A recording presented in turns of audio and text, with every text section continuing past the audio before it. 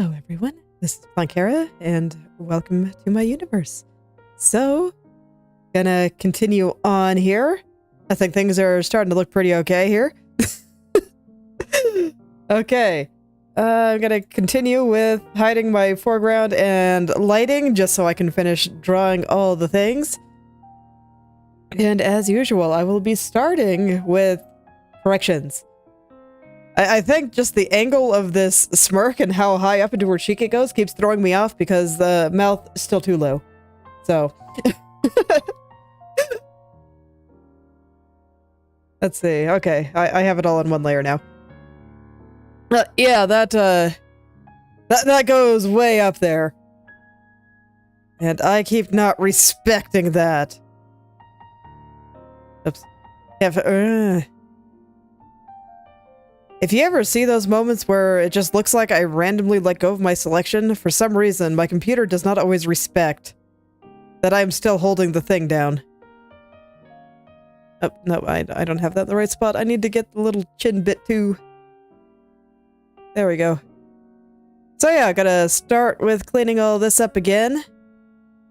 It'll probably happen a few more times. Don't worry about it.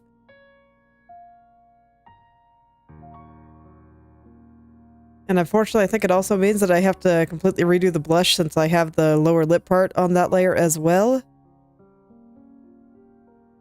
But yeah, I'm gonna try to measure the distance between here and what I'm kind of using as kind of the upper lip. Even though I'm not detailing it, I'm still letting the light hit it.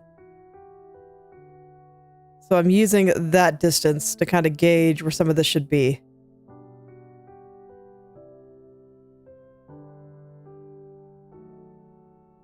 And then to an extent also the distance from the bottom of the chin. This one less so, just because my personal understanding of proportions when heads are tilted back like that, I always feel like the chin should be smaller than it actually is. So I'm mostly focused on the position from the nose. I think right about there is correct. Unfortunately, this makes kind of a terrible tangent with the hand, so I think I'm going to move the hand slightly. Oh yeah, just beyond fixing some things that I want to do, my major goal for today is actually finishing the hand.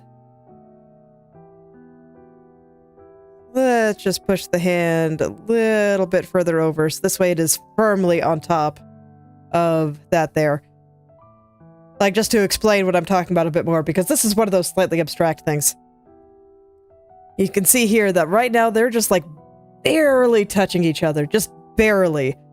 They pretty much share a line. It's less noticeable because of how I draw things, but if I were to put a line around this, and then a line through here, kind of around the edge of the finger, you can see that they kind of overlap. They share a line, and that makes it ambiguous on which one is in front and which one is in back, and in general, it just makes things feel a little bit uncomfortable. And once you start spotting those things, your compositions will get better. Okay, so unfortunately I removed where I moved the hand doing that, but it's fine. But you can see here, now the mouth is firmly underneath. It's very clear that the hand is on top. And there's other reasons tangents are uncomfortable, or are best avoided. But that's one of them. And I guess to show another example, if I were to say, put her head like right here, just so it's right up against the edge, it just makes everything feel much more cramped. So I should either, you know, put it down here if I want the entire head there, or because of how I've been doing it, you know, all the way up here, where part of the head is just cut off. You don't want it, like, touching. It's itchy.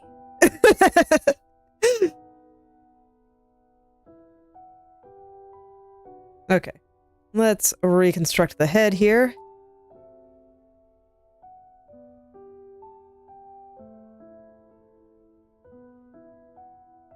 But there's actually lots of just little compositional things like that. Oh my goodness, that looks so freaking smug. I think I might actually have the mouth a little bit too high. Yes. there's lots of little things to pay attention to when dealing with composition. It's pretty wild. But if you can do it, it will make your pictures look a little better.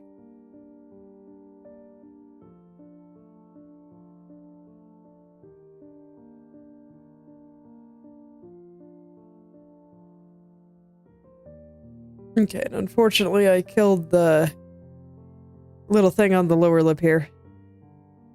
Or I guess the top of the chin. That should still be there, so let's put that back in.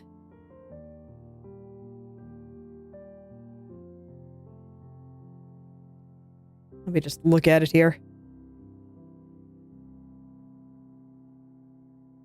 Okay, I think I want it to go a little bit further to the left, which is going to be the right with it flipped.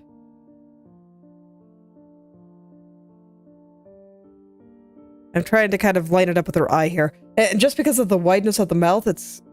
If I were to draw a normal mouth, I'd be lining up with the eye like this. I'd follow the angle of the head, and it'd go about through the center of the eye, right? So it'd probably go, you know, somewhere over here. But this smile is like stupid wide, and I want to keep it that way. So I'm lining it up a bit further to the side than usual. Then I just go around, I fill in the holes. And at some point I will go through and smooth all this out again. Okay, that seems a little bit better. And I feel like this upper lip placeholder thing that I have, the thing meant to kind of show it, is a little bit large, so I'm going to make it just a tad thinner. Where's my swatch? So you...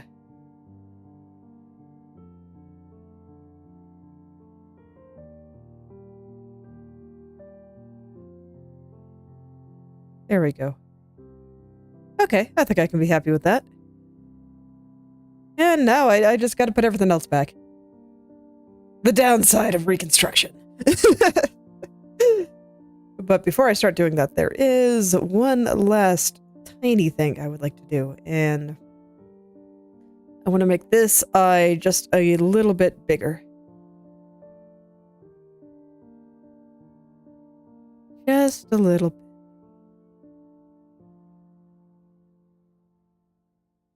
So let's see, I'm pretty sure I have the eyeball layer selected. If I don't, I'm going to have a bad time, but I can fix it, so it's okay. And then at some point, I'll fix her gaze again. I should probably do that before I get too deep into things, but I want to do a couple of corrections. Okay, let's go smooth out the face. Actually, you know what? Before I smooth out the face, I'm going to go make my other corrections and make sure that I'm happy with it here. Let's not get ahead of myself this time. Let's make sure I'm actually happy for real this time. I'm going to turn her... I really can't turn the blush back on. Okay.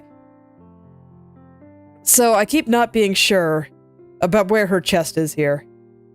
And I think I have it a bit too big and a bit too low.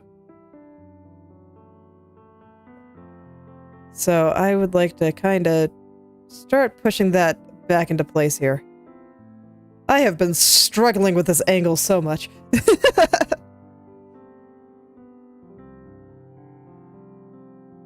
Trying to think of how this would go at this angle, because they're like...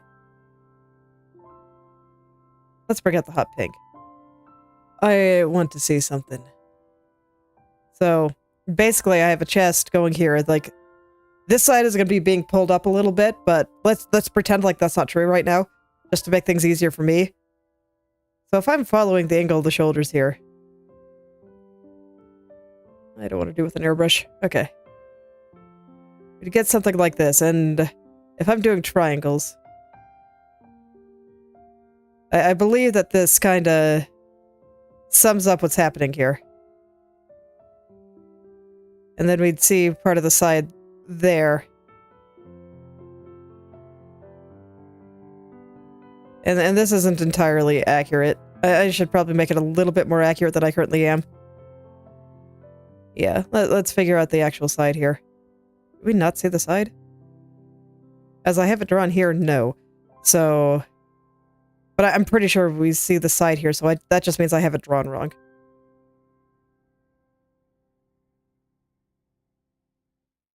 Okay, so... Does it go like this? Is this how triangles work? And then this part will go back here, and this part will be more rectangular. Something like that. Okay, so it doesn't seem that off. Okay, I'm gonna try something. Do I just want this to be straighter? Like, not that straight, but straighter. Is that what's bothering me? Do I just want this to be more straight? Yes. Cool.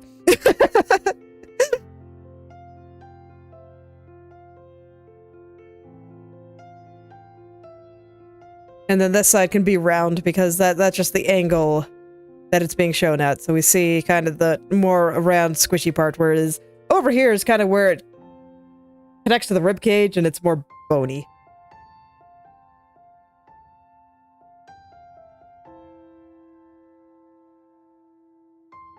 Okay.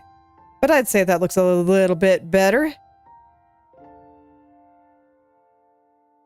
And then this one is being pulled upward a little bit, so I kind of want to get that impression here. Just because her arm, it's coming up, whereas this arm is going down and behind her back. You don't really see it, but that's what it's doing. And this one is coming kind of up to touch her face. Not that far up, so it shouldn't lift that much. But it is coming up a little, so I want it... If I follow the angle of her shoulders here, I want this one to be a little bit higher than this one. Okay, so I think that looks pretty good. Let me erase some of the excess going through here, and then I'll have to redraw parts of the dress. But it is, as always, for the best. Yeah, and that even makes the side make more sense, so I am pleased.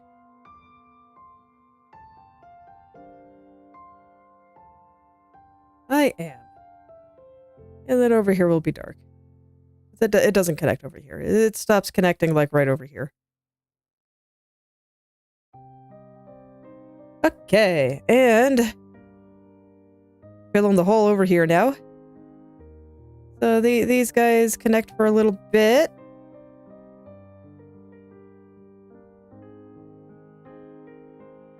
And in this case, I do believe that I get another little kind of fold over here.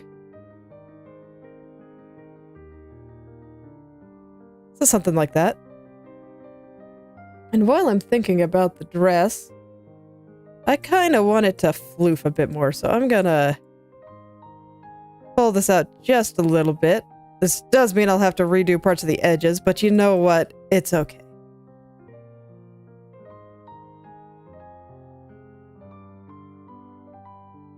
I just kind of want to lift it just a little here, so this way it looks like it's blowing in some wind. Gonna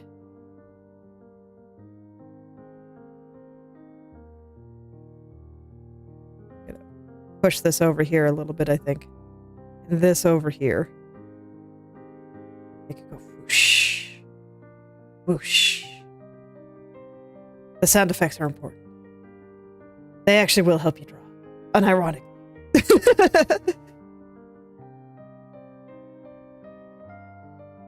So I do think that what I'm doing here will make it a little bit less wrinkled.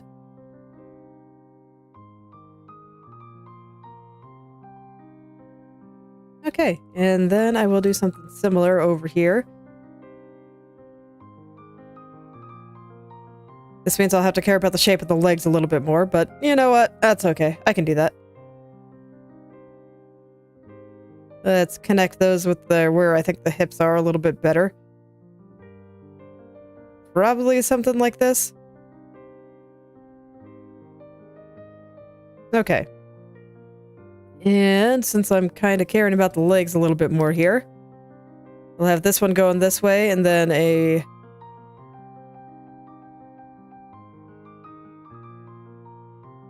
There we go. A little bit more like that. So this way it looks like this leg is kind of crossing over in front. You know, much like my reference here.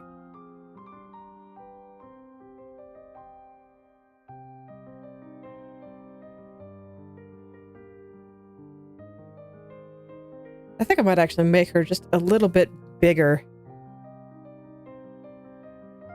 I don't think I want that much leg in there.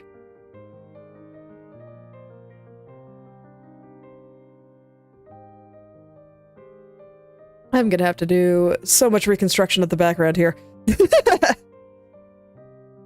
In order to show off the things that I want to show off. But you know what? It's okay.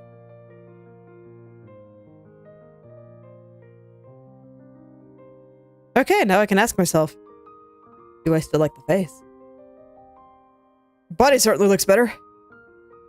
Do I still like the face? Is the mouth in a better spot here? What do I think? I'm gonna stare.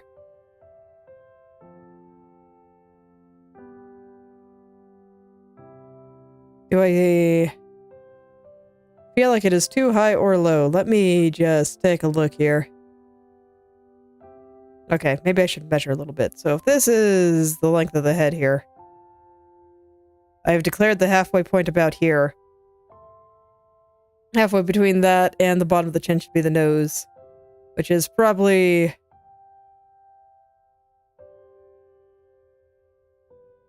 No, I think this looks right.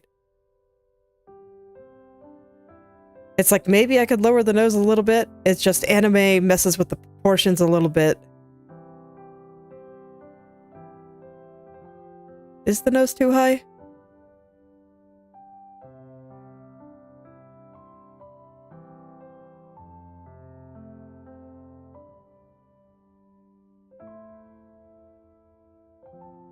It's like maybe a little, but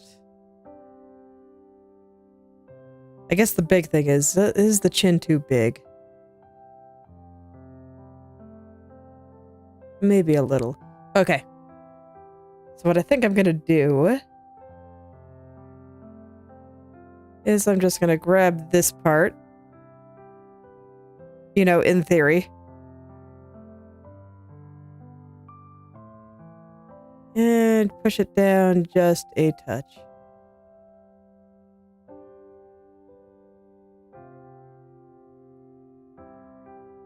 It's okay, this is exactly why I went to do something else for a little bit before I asked myself, do I like my head? The answer is often not as straightforward as I want it to be. Okay, and where's my dark color? I think that's you. I'm gonna go put some around the hand here. I need to... I thought I switched my airbrush there. I just want to see it a little better. Oh, wait. I need this to be locked. Here we go.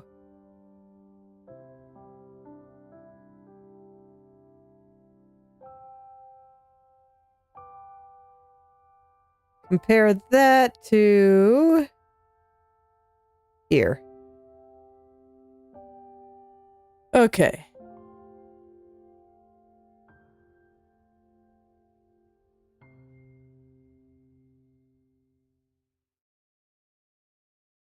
Let me just stare at this for just a moment. I'm gonna go back and forth a couple of times and compare. Undo history is very nice.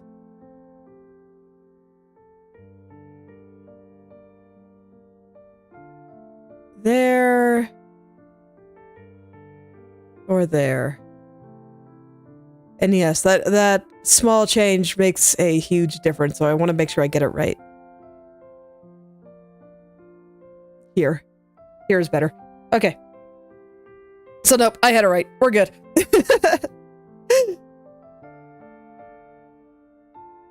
But I had to see it first. This strand will have to move if I put the finger there. But that's not a very important strand, so I think it's fine.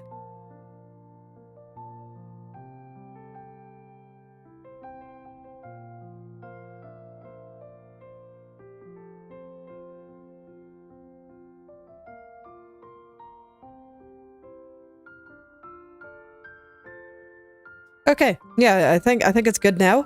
So, I wanted to think about that before I got rid of this strand. But this can't stay if that finger is there. It just doesn't look good. And frankly, I don't think it looks good at the mouth either, so not much value is being lost here.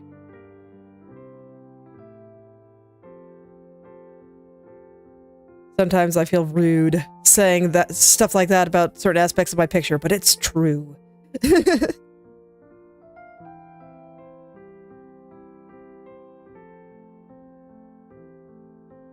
Okay. Perfect. Yeah, I think I like that. Before I fix the face, I'm actually gonna go do the hand. I'm just gonna go finish that off. And looking at her nails here, they are very sweet and not diabolical at all, so I will not make them pointy and creepy. But we'll make them very, very, very cute.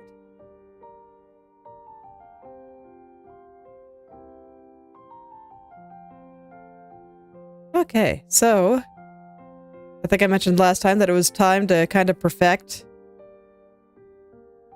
the hand. So I am going to do that now. A little small. Let's make it just a touch bigger here. And then with the way I have the finger pointing, I need to tilt it this way.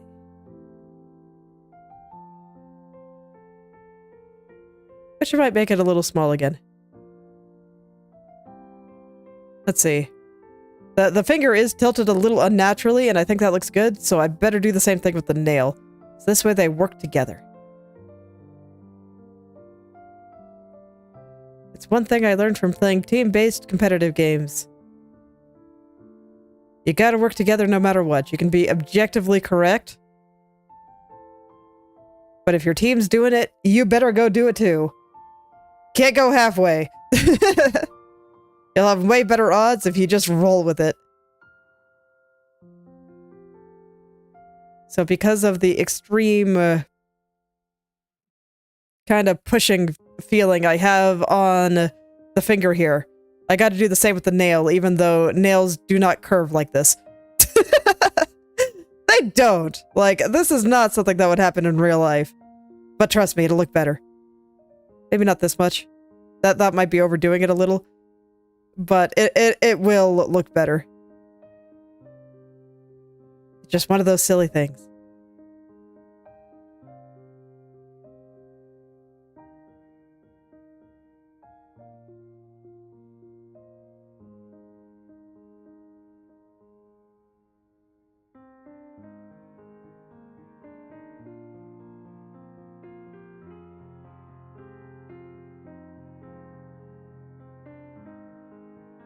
I just have to find the right amount. And I also don't want it to overlap with the hair in a weird way, so I'm watching that as well. I made this a little tricky for myself. And I'm sure for such a small thing, this seems almost excessive. But given its proximity to her face, it's really not. Anything that goes close to the face. And it's such an important little piece of the expression.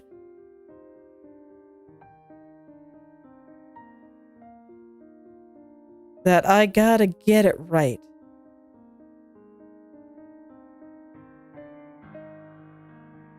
I do. It's alright, I'm feeling it out.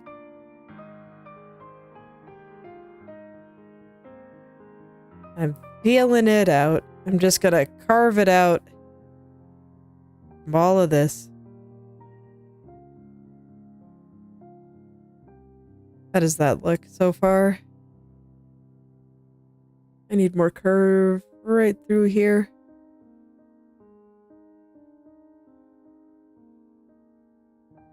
And then I think her nail is just a little bit long, so I'm going to trim it back. A little bit more curve right through there. And then I'm going to move her hand slightly back to the left. Just so it doesn't overlap with the hair weirdly. Oh yeah, that's right. The mouth is now on the same layer as everything else, so I gotta be a little bit more careful when I go and put the shading for the hand in.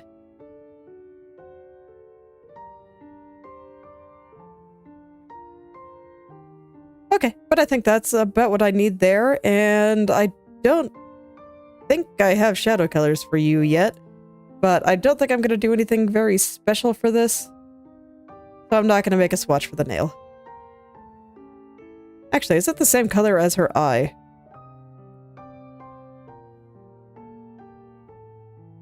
We have that, and she doesn't have arms in this view. Or over here, so... Oh, one moment, gotta sneeze.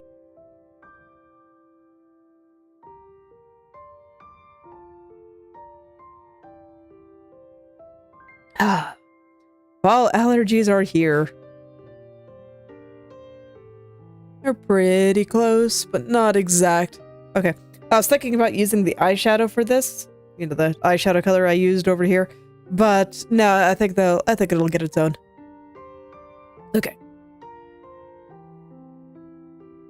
Let me see. Is this edge where I want it to be?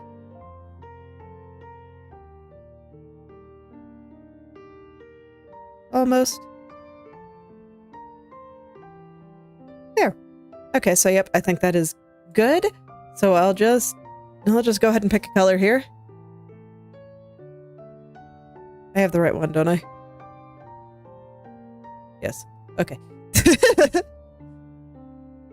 The eye color and the nail color are quite similar. I wasn't actually sure if I had the right one.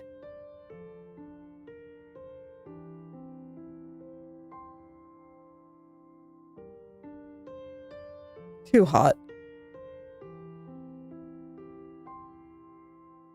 Pick one that's just a little bit cooler.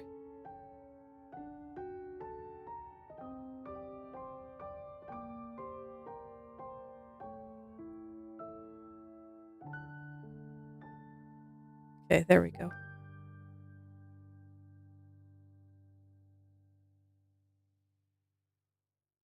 So the part that's in shadow is actually going to be this side. And then I'll put a big old bright highlight over there. Actually, I guess I should be shading this with my airbrush just right away here. Since it's going to be small. But this is going to be pretty hard-edged. This might even be too soft. Okay.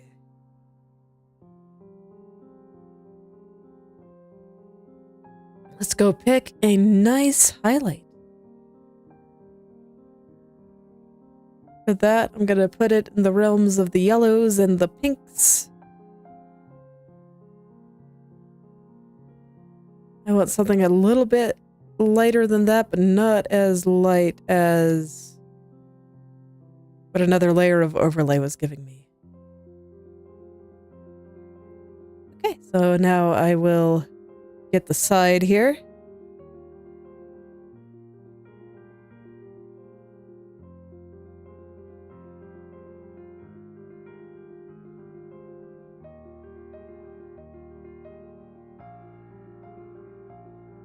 All right, and one more little thing for just a lovely little specular highlight. It's gonna be like near white here.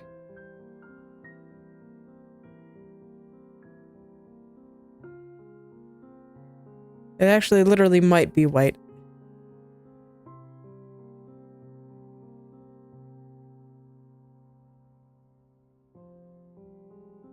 Alright, so something like that.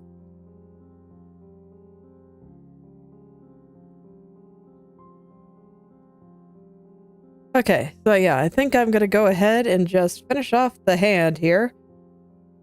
We got the nail now. I'll put a few little shadows kind of over here.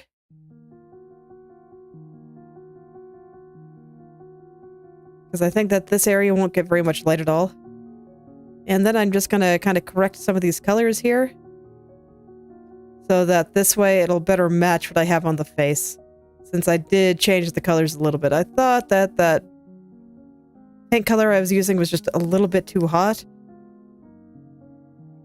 And I guess actually before I finalize this, I should finalize this arm frill. So let's see, what do those look like again? We got like 2 layers of frills. They are slightly blacker than everything else here. This has a little bit more blue in it.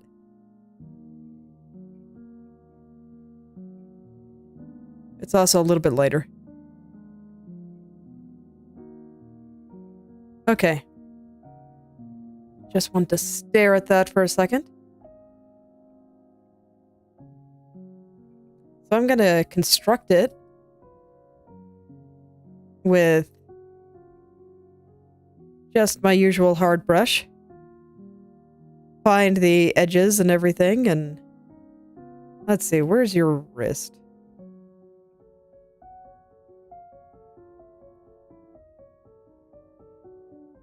Do I have a swatch for all this yet? I think that's what these are. So this one is like this one. Yeah. This one I know I'm already using the same as other places. And then I have this, which I think is this. No, it is not. It is that. Okay, so I'm actually going to clear this. Since I do have my colors saved. I guess I'll start with the lower frill. I want to look at him one more time. Okay. Here we go.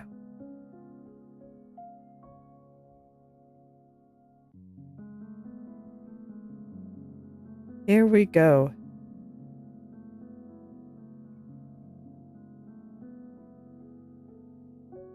So I think I'm going to have this kind of pattern.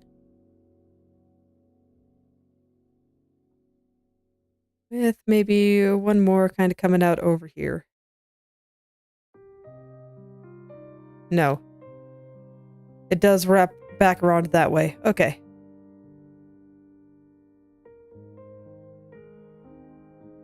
Okay, I want to make this look a little nicer, and in order to help me do that, I'm going to add in some shadows. And we'll make it look very nice.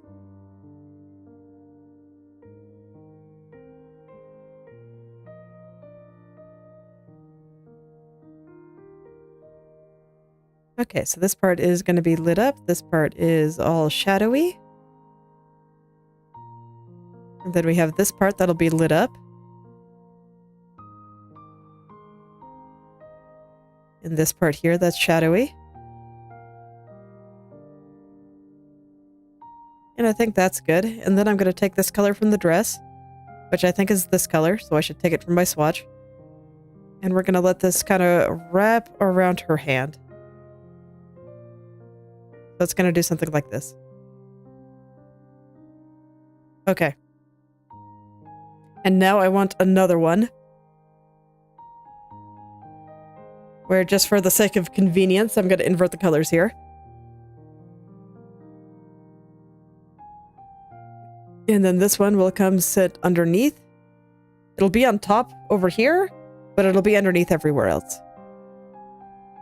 I'm gonna go look at it one more time because I think that these, yeah, they're always roughly the same angle. And I actually don't think I have this spread out quite enough. So let's pull this down just a little. And that does tell me that, you know what, perhaps I do want another one over here.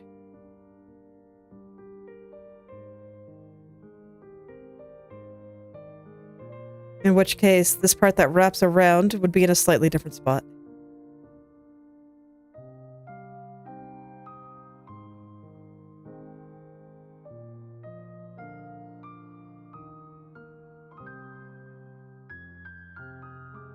Same on this side. It would be in a little bit of a different spot here.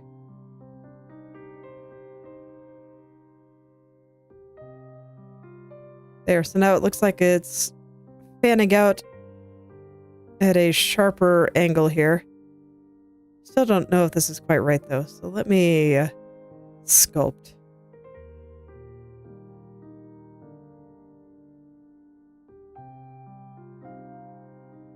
So this part would actually be connecting to over here.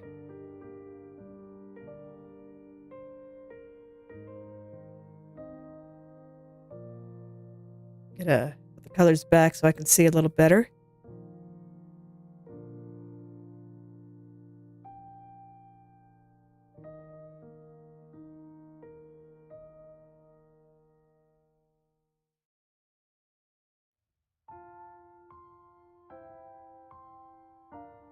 So something like this, maybe?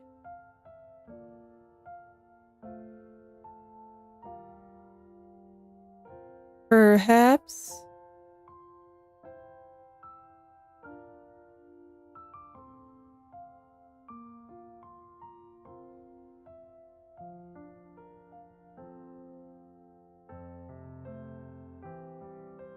Yeah, that seems all right. Okay, now I can go and do this one again. So they are a little bigger.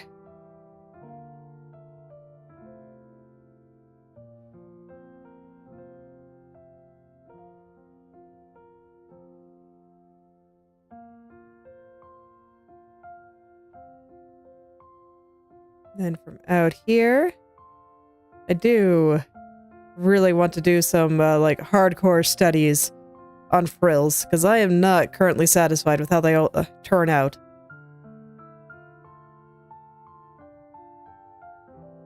I feel like that fans out too much. I feel that way about the bottom one too now that I look at it again. So I'll get rid of this one. This side I think is okay, but I just want to push it back up a little. There we go. Okay, let's try that again.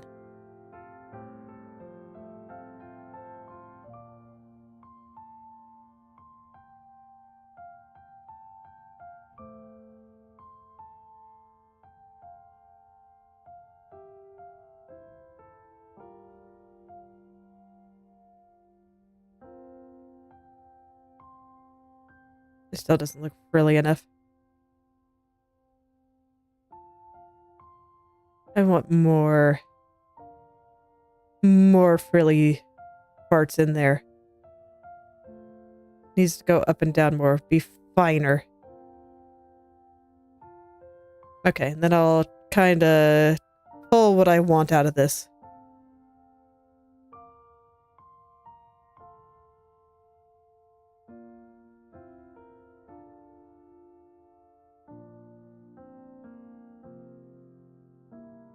There we go.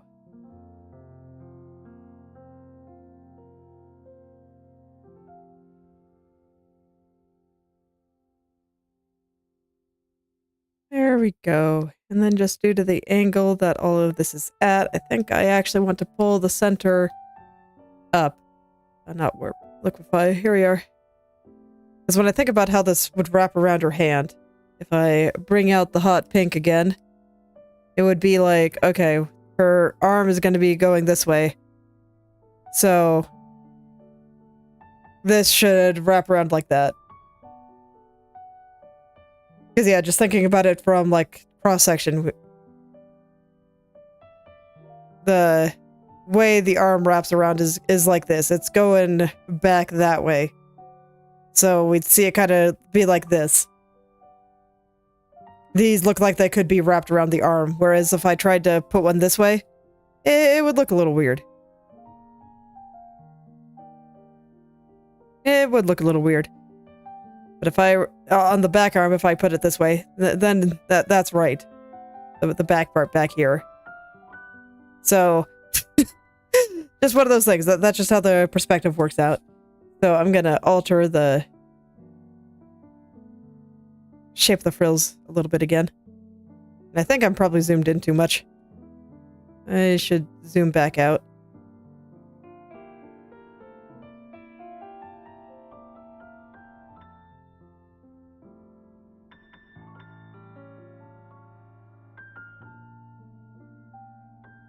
thinking about where they connect on the wrist here.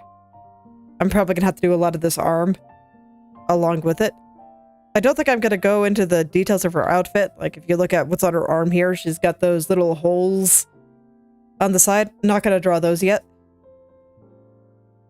But I will draw a bunch of other stuff.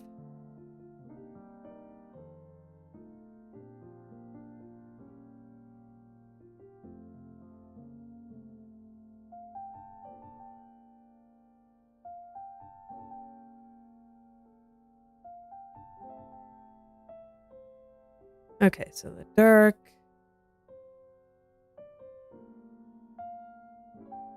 Let me see.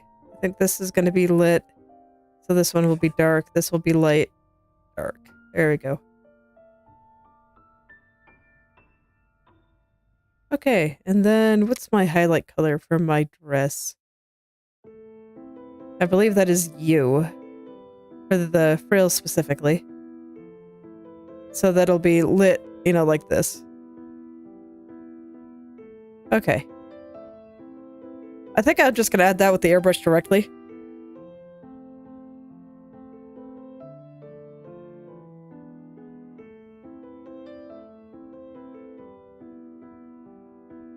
But there we go. I think that's pretty good. Are they sized correctly? They are a little bit small, I think.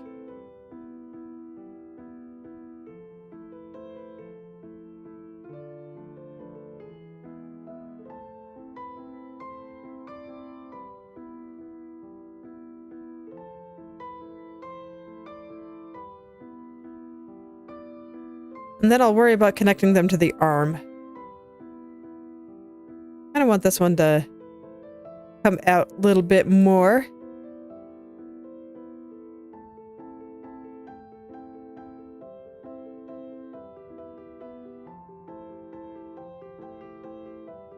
And I think I want these ones to come down a little bit more. So something like that. I'm gonna hide my swatch for a second because it's kind of in the way and I want to look. Yeah, and I think once I get the arm and just the general angle that these are coming out of her wrist at, I think it'll look pretty good. So let's see. How happy am I with the shape of her arm here? I think it's about right.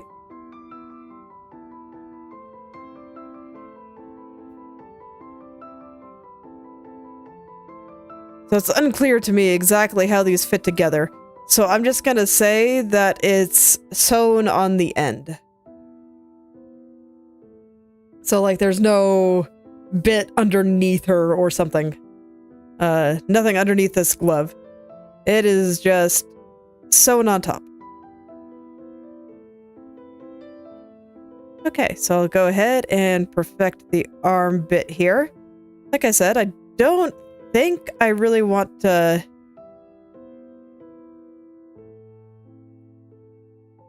do the details yet. I don't think I want to put in the hole or anything. Let's see. I'm going to reduce your opacity so I can see a little bit better.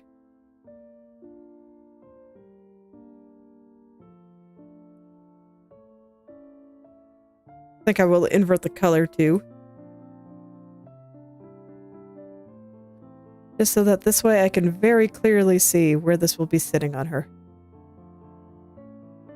And how close to the elbow do they go?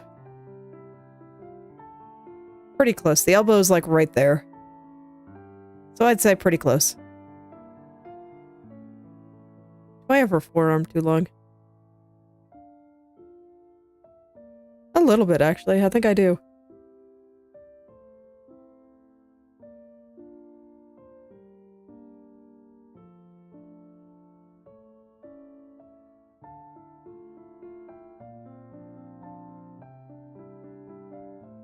Yeah, especially since it is very slightly foreshortened. Okay.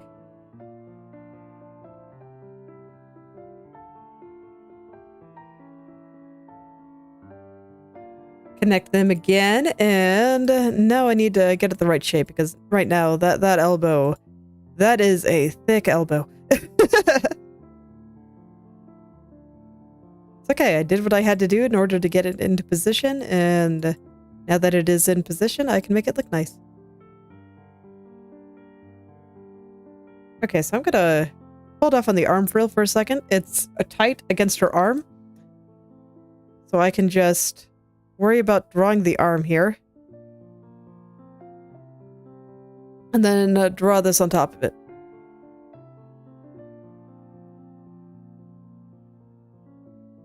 And I guess I will take care of that part of the hand. It's been bothering me a little bit. That's just kind of sticking out over here. Everything should be contained within the frills.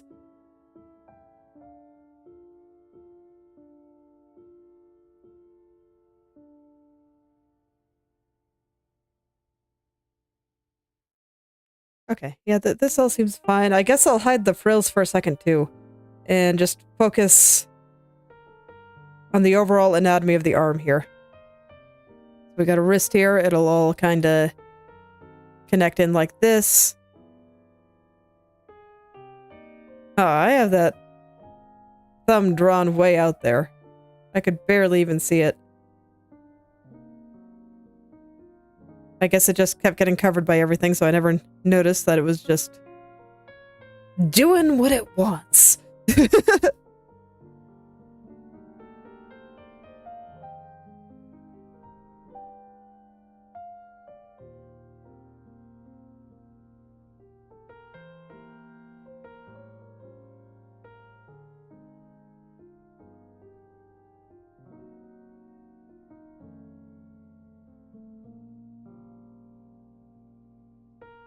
Okay, so I feel like the wrist is on there a lot better now.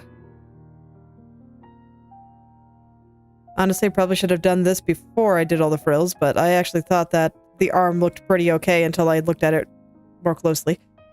Happens a lot. Looking at things more closely does tend to let me see more problems.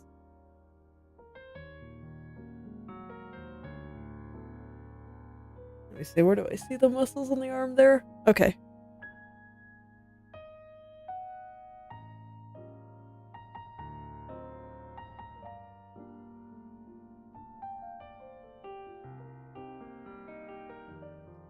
When you bend your arm like this, the muscles on your arm just get kind of squished. The muscles in your forearm anyway. So I'm kind of making sure that they're all the right shape.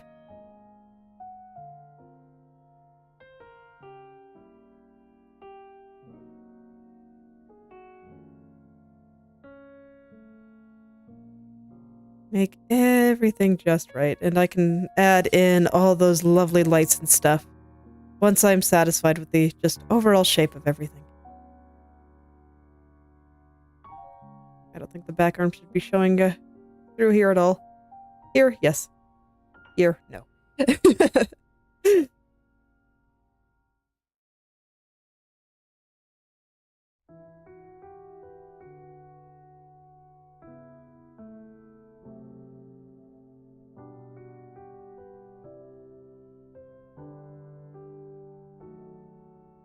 And I do want to get this part nice and smooth, because this part of the arm will show underneath the arm thinger.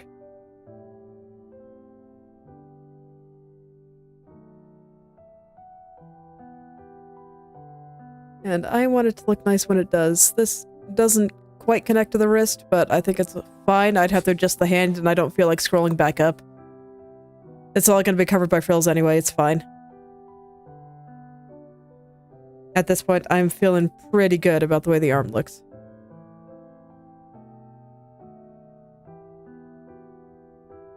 This is not actually connected to her shoulder anymore.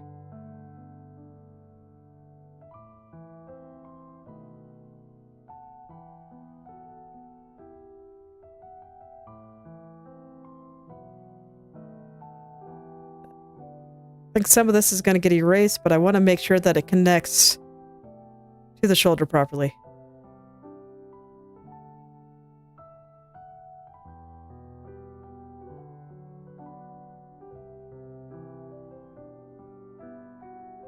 because that's important for this light, for this bit here.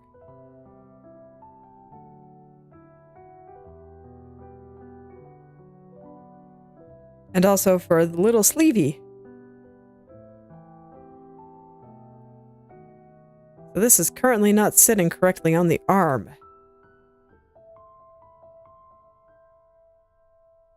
Let's get him back on there. Because this is gonna define where the arm itself is. And so that's pretty important. Because I'm probably gonna straight up erase the arm through here once I no longer need it, see? So it'll be more like this. So that is why I need to make sure that everything is connected correctly before I go ahead and get rid of this. So we have the shoulder here. It's gonna connect here. It kind of comes out this way.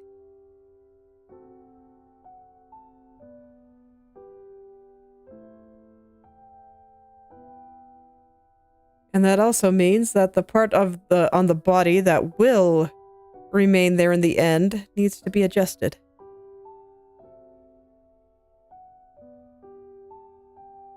So a little bit more like this. Let's get those shoulders lovely.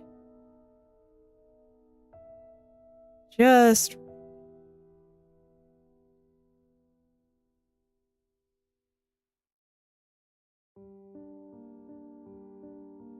I think I might actually make the colors in her face a little pinker. Well, you know what? If I was going to do that... I need to test this with lights on. I'm not going to worry about it. Okay. Because all the lighting that I put on at the end is what made the color not look as good. Because when I look at it like this color looks way better than this one. But I just remember that I had to tone it back a little bit once I put the lights on. Because the really saturated purple that I was using just made her look sunburned. Very much not what I was going for.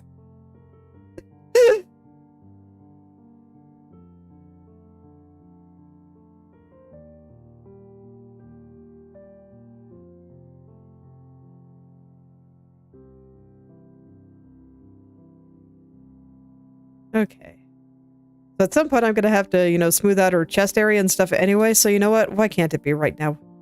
While I'm figuring out how the arms and stuff all connect to each other. So let's just get all of this. It'll be great.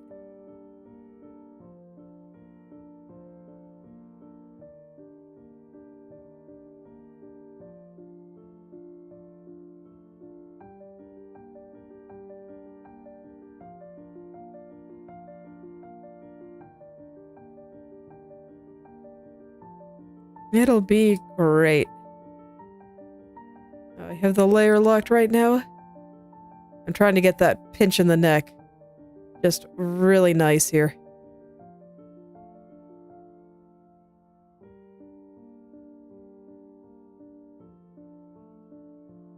And then I think the muscle that kind of connects the neck and the shoulder is going to be really prominent here.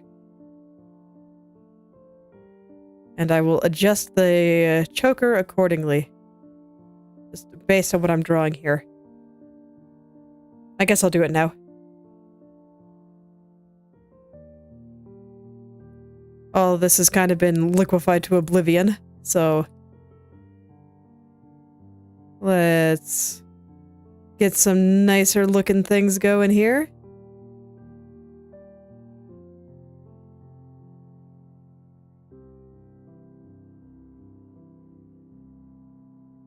And then around here, the folds are going to get kind of tight because it's all just going to start folding on itself. Just due to how all these angles work. So basically, I remember I had a hard time with this because the angle of her shoulders changes a lot. Like this shoulder comes up. So that would very much change how this necklace sits on her.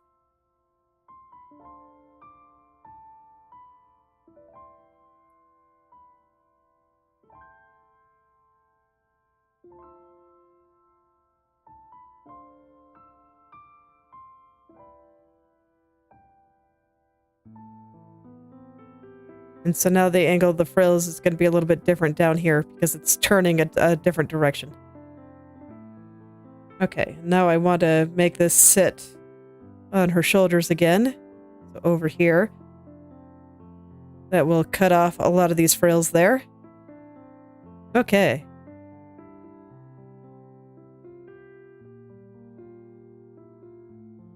So yeah, it's kind of interesting. Because you know how I was talking about the arm and how if you wrapped rings around it, you know, they'd go that way? Well, it's kind of the same with this. If I wrapped rings around this side, it'd go this way. But if I wrap rings around this side, it'll go that way. So I kind of had to get that in there correctly. And that's kind of what made this little pinch here a little bit tricky.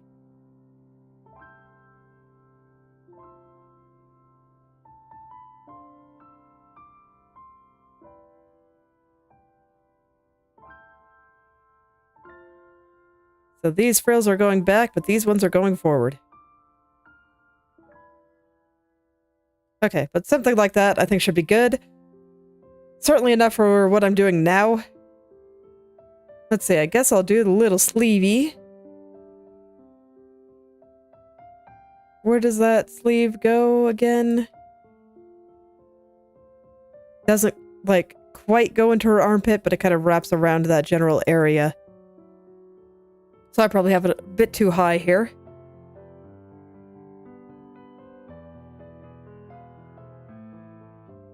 Let's see. Oh yeah, that's right, there's two. The other one's just hidden by the massive hair that I drew last time.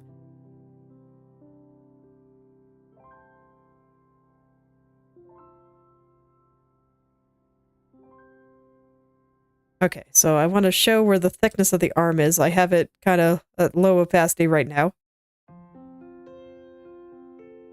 And then, how is it structured? Does it have like a little band? Yes, yes it does. Okay, so I'm going to think about that little band first. So we're going to have just a little thin part just kind of attaching to her arm here.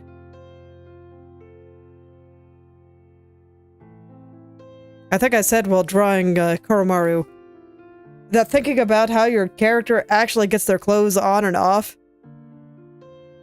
and how it actually sits on the character can give you some neat ideas for how to add more neat little details to the costume. And I think that's true here too. Like I just asked myself, okay, how does it attach to the arm? Is there a little band that's a little bit tighter here before things start getting frilly? And indeed there was. So you can see that the artist that drew Runie is also thinking about such things.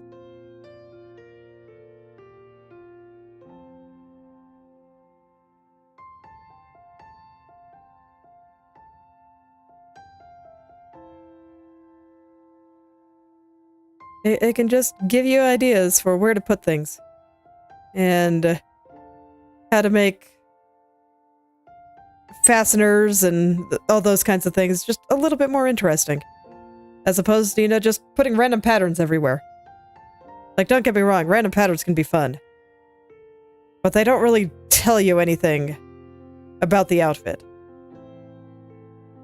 And if you're just putting in random detail, I think that... I guess I'll just say it's not quite my taste. Patterns can look nice, but it's very easy to overdo it.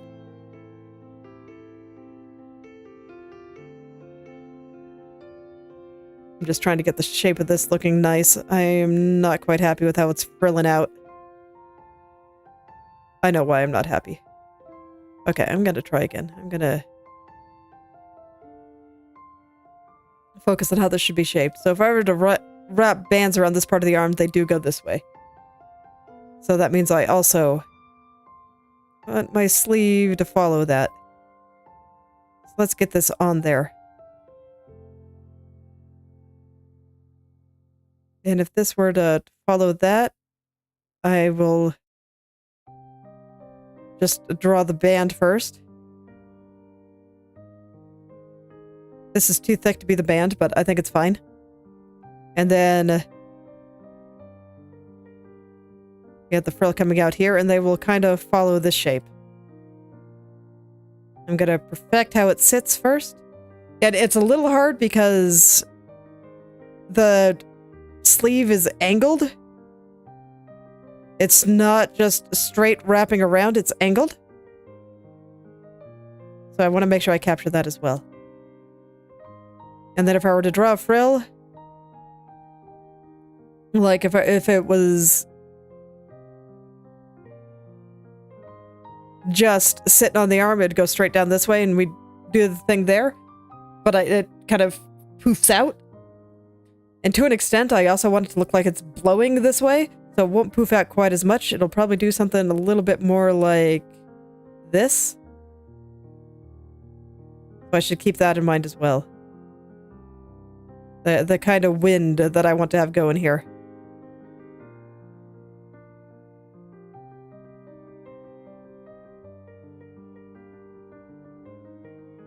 One of those things where I did not expect this to be a hard part. But I just need to do some proper frill studies.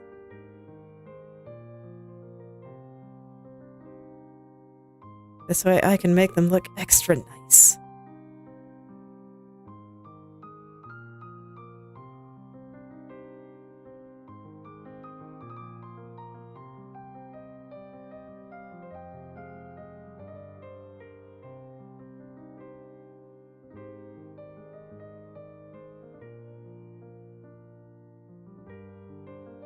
Okay, that's good.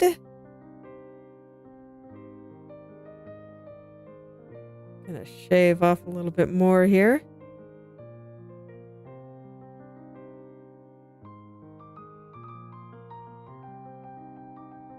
And I'm just thinking about how it wraps around her arm. So there's probably, let's see, it wraps around like that. This side will come around like this. So I don't think we see any of the backside or anything.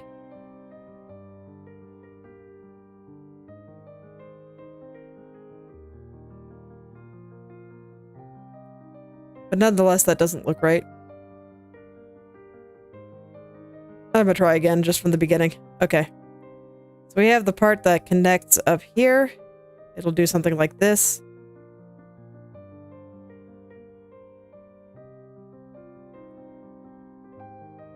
If I were just to draw the frill coming out, I'm going to ignore the wind for a moment. I'd have it poof out this way. And it'd go like this. But because of the wind, I kind of want it to come back over here. And kind of do something more like that. And I think the frills are way finer.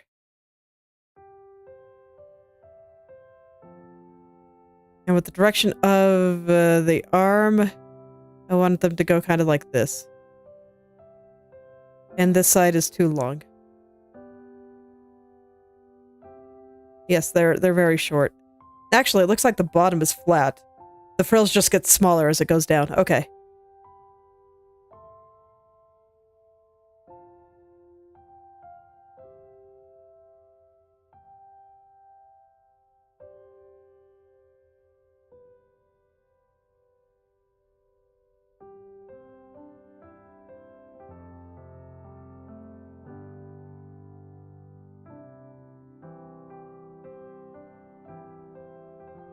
I kind of like the general shape, but it's not really respecting the wind.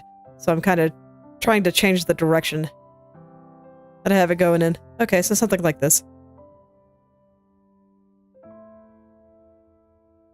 And I think that is good enough for now. I think that is sitting on the arm nicely, and I think it is about the right size. If anything, I have it just slightly big. Okay.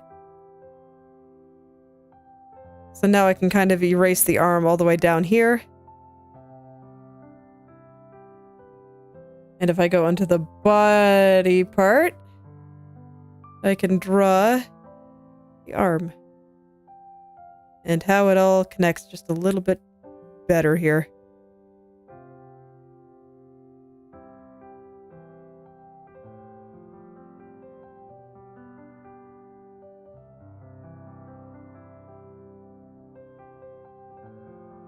There. Okay. So I think the forearm is looking nice. I think the back arm is connected to her now. The wrist looks very, very small. Does the hand look big?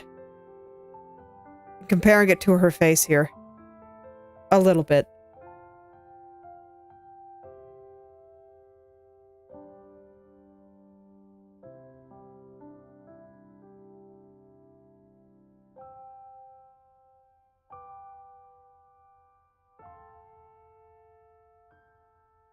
Lady hands are just a little bit smaller. There we go. Hello there, anime. I am a girl.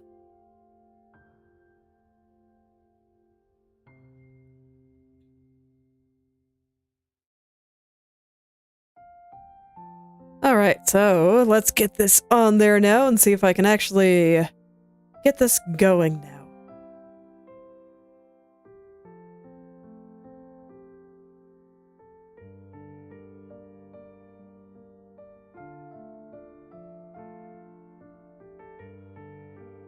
Alright.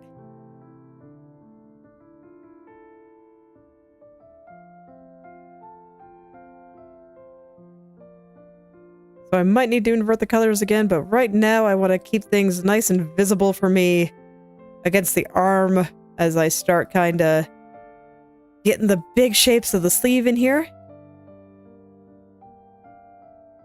Make sure it is wrapping around her arm nicely and all in the right spots.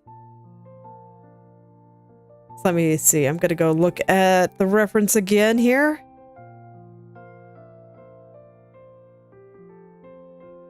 So yeah, just kind of right at the thick point of the arm. So I think this is about right.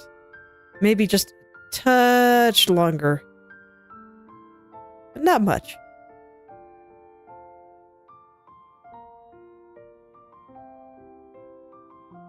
So yeah, something like that. I'd say that looks pretty arm-like. Is it too small? Do I need to make it a little thicker? Maybe just a little bit. I don't really want it to be much longer, but I do think it is a little bit thin. So I'll just shove what I don't want to use up into the frills that are on a different layer. I think that'll be easier than the repeated liquefy.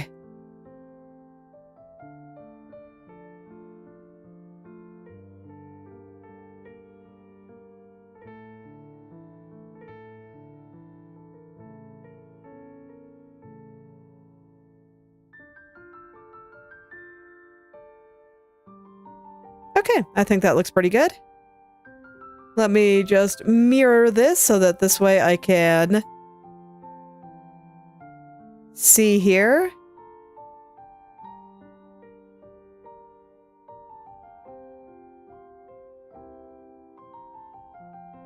Did I make the arm too short again? I might have.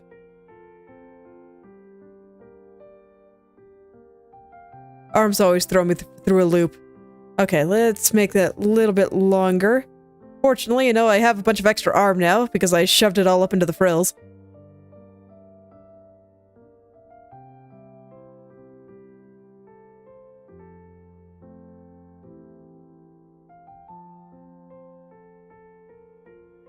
I'm just gonna stare at this back and forth a little bit. I'm kind of comparing it to the size of the hand. I feel like there should be a good 2 hand lengths in here, and that seems about right. Maybe just a touch more. I think this is actually gonna put it back to close to what I had before I thought I made the forearm a little bit too long. So I probably had it right the first time. Oh well. These things happen.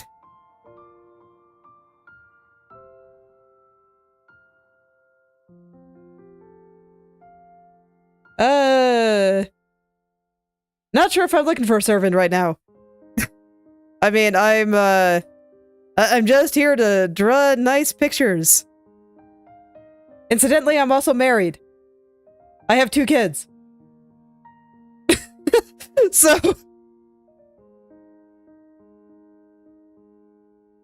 But nonetheless, I would appreciate it if you just, you know, wanted to come and watch and have a good time. Maybe make some art yourself. That sounds pretty fantastic.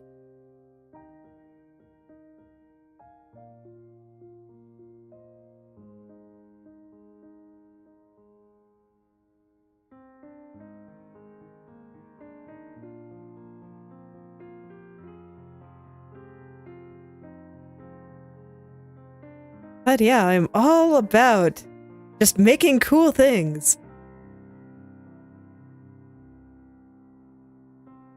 Hello there, Liger. Welcome back.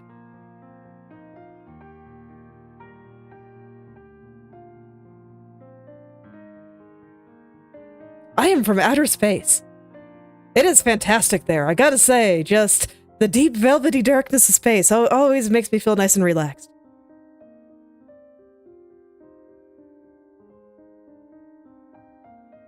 What do you mean? Do I not look like I'm not from outer space? Look at my lovely star freckles. If you just look up at the sky, you can see me all the time.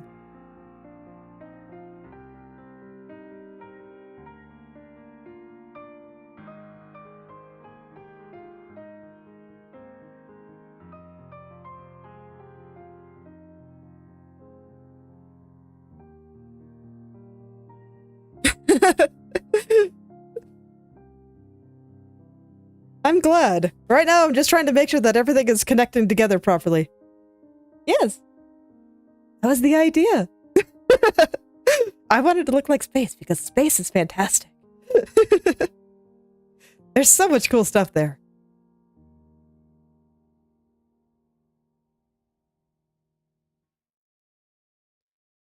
It's one of those things of just going and looking up at space is one of those things that just makes me want to draw. So I thought that it would be a good basis for the character here. So I feel like here is still a little bit thin.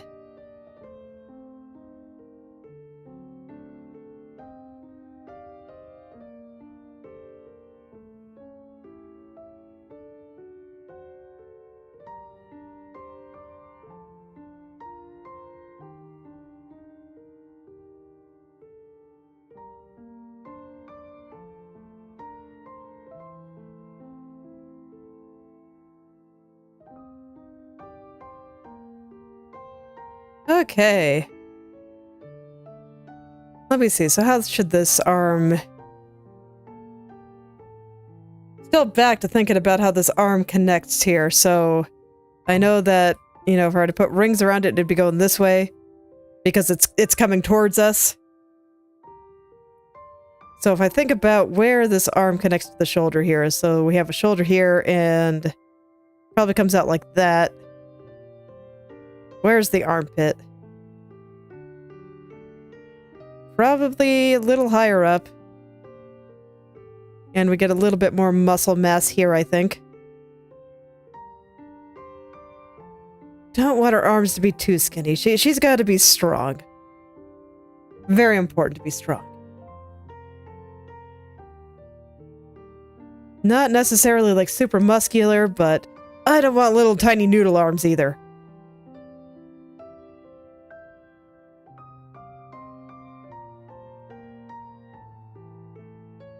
Okay, now it looks a little bit more tilted correctly.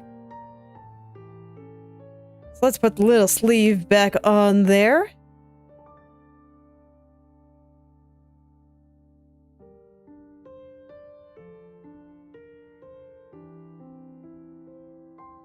Just kind of pull it on out.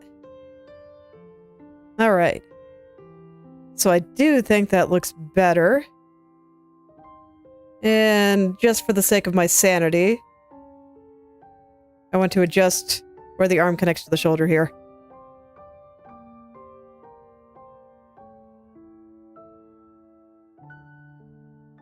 Have I been thinking about this backwards the whole time? Shoot, I think I have.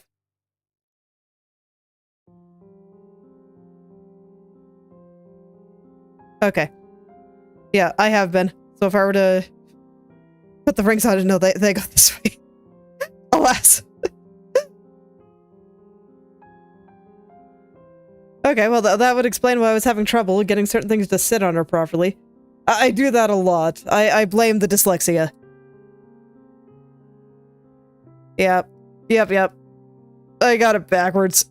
Oh well. But there we go. Now the sleeve looks like it's sitting on her arm more correctly. Okay, cool. I actually think the sleeve still looks okay just because of the nature of it, but I think I might bring up the top just a little.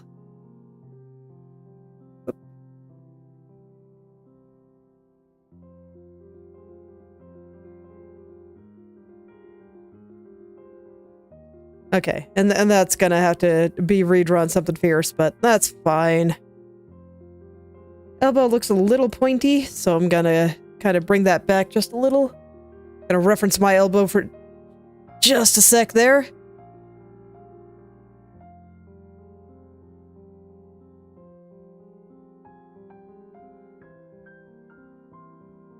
And somehow it got a little meaty. So I'll pull that back a little bit too.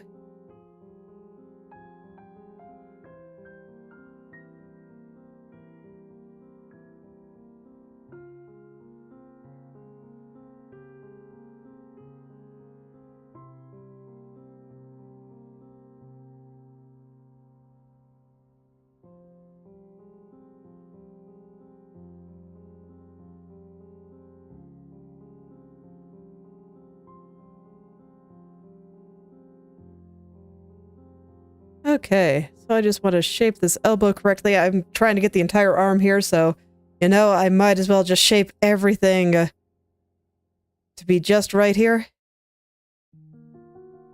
Get it all just the way I want it to be.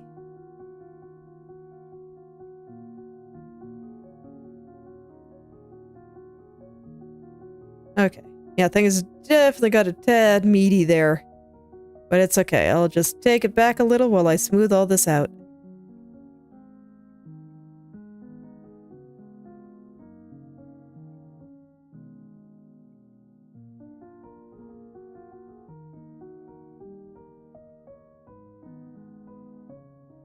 Does the arm feel a little bit long again? Compared to the size of the hand. Just a little bit. Not as much as I keep thinking it is, but I'll just pull it up just a touch.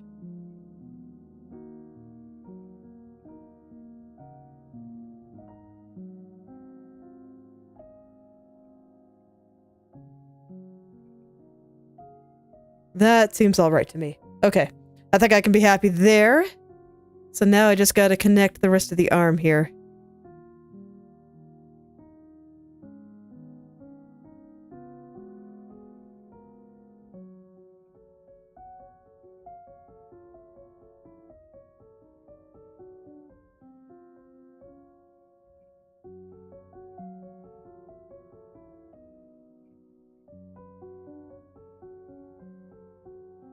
Okay, so now I can get this back on the arm, I think. Okay, it's not going to be 1-to-1. So that's fine, I'll just leave the opacity high. I'm still going to invert the color just so I can differentiate it from the dress easily. And then once I'm happy with the shape, I will fix the colors. That's just how I like to do things. It's nice and easy because sometimes things can blend into each other, but I just hit Control-I to invert the colors, and oftentimes I'll get a nice contrasting color. And then once I'm all done, I can hit Control-I and get the correct colors back again, without having to pull any shenanigans of, like, repainting stuff. It's very nice. So I do it lots.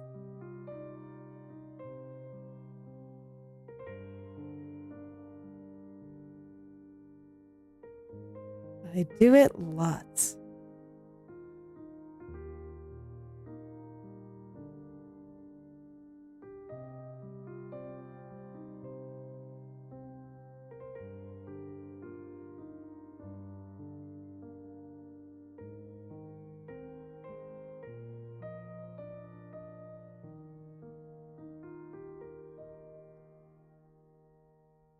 Alright, let's get this all nice and smooth here.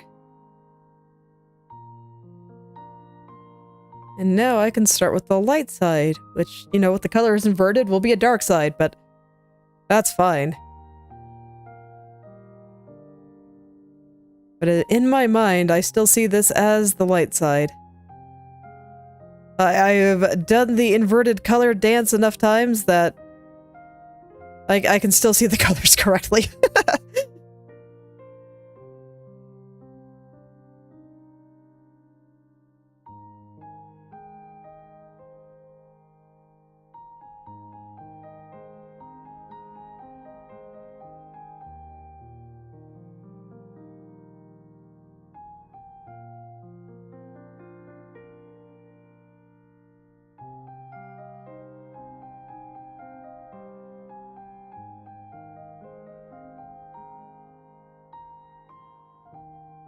Okay. I'm gonna zoom in a little to get this really, really smooth. And I actually kind of like how this tiny corner is sticking out a little. It makes it so this way it's not like paper thin glued to her arm. It has a little bit of width, a little bit of presence.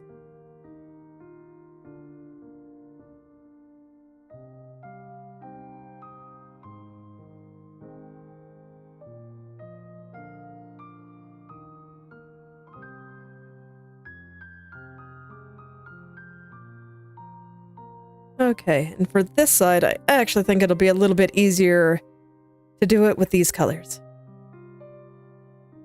These colors are a little bit easier to see against this arm color. Oh yeah, once again, I'm not completely letting it sit flat against her arm. I'm giving it just a little bit here.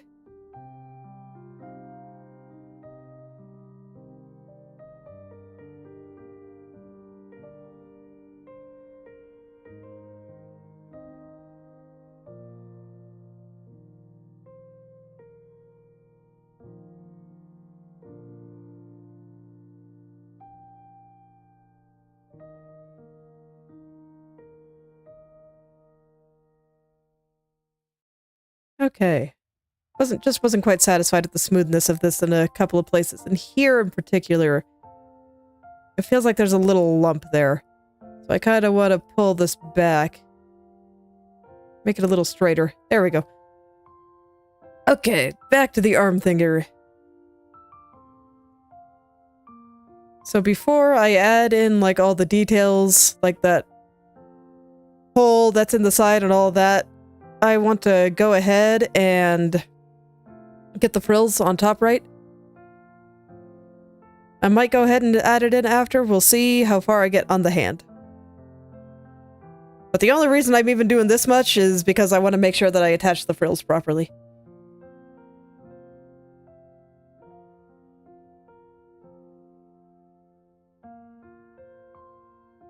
That is the only reason.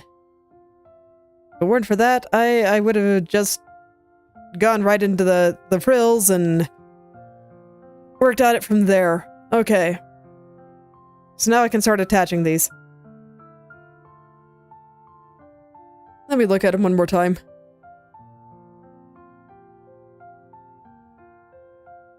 Okay. Stretch. Arms are locking up a little bit. There we go. Okay, cool.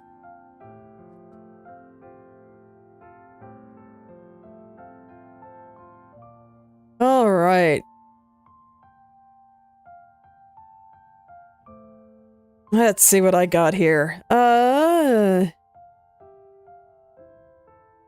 I'm actually looking at her face again, and I'm still pretty happy with it, so I might use the blush again first. Nah. Let's do the hand. Let's just get the hand done. Okay. So the first set of frills I'm going to do is the bottom one here. I still have them on separate layers. I'll merge them when I'm done. Just because I don't want to deal with like all these extra layers. It'd be annoying. And so the way that they're going to attach here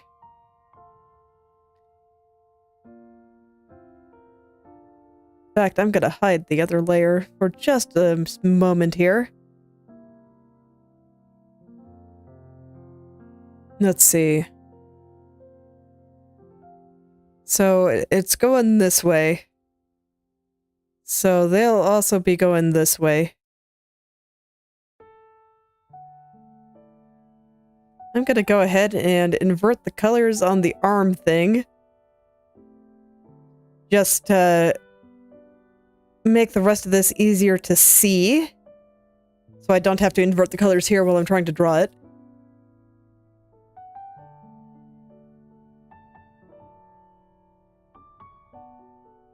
Okay, so I have my curve going around here. I believe that they will be coming out right about here, so this part just got a little bit separated. So let's go reattach this. Whoop. Whoop.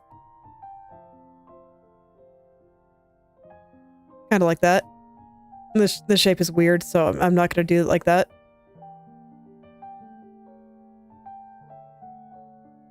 Okay.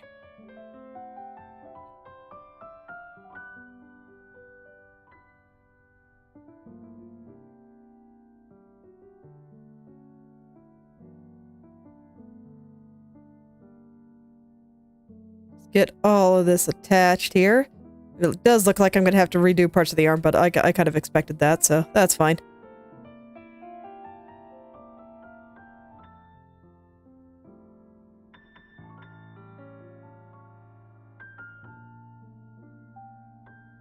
Alright. So now these parts that are in light will be doing a thing kind of like this where they attach. And then there will be a little shadow bit doing something like this in the middle of it.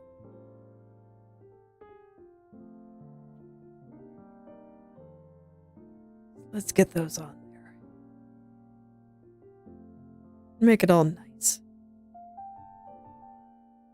Okay, then the ones going away. I mean, strictly speaking, they probably also have a shadow bit, but it'll be more like this.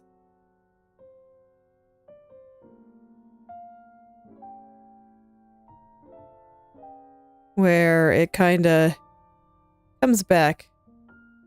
There we go. That looks better. And then here it would come forward, but because there's going to be a little wrinkle where it kind of connects in, it looks more like this.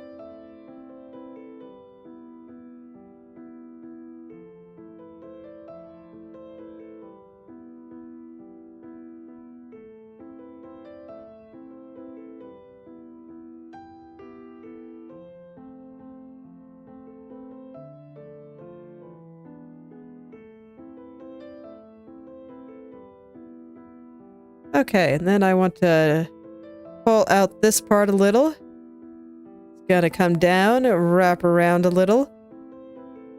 And then this part on the side here is just completely behind the arm.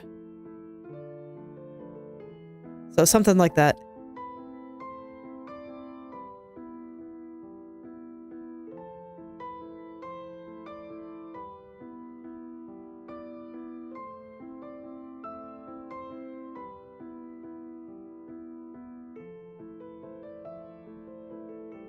Okay, now I haven't even added things like the highlights or anything yet, but that's fine. I'll probably do all that at the end, once I'm happy with how everything's looking here. One moment, get something in my throat.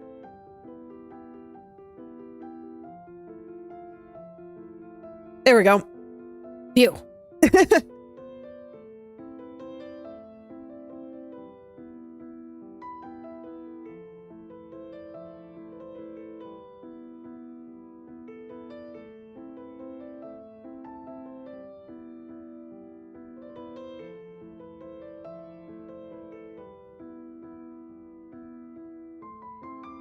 Okay, and I kind of want these frills to fan out a bit more, so I'm gonna go bring this out a little bit more.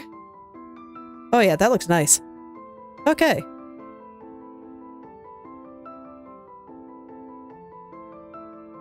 So let's get this part that's gonna be a little bit more in shadow, this part that's a little bit more in light.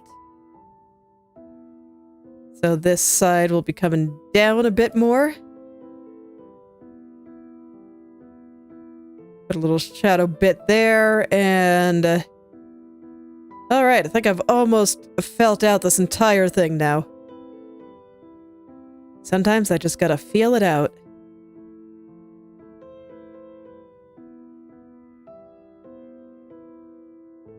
And a little guy over there, I guess. Okay. And for the other side, I think I would like to fix the glove part first. As I see it's kind of sticking out over there. That spot just used to be kind of covered up.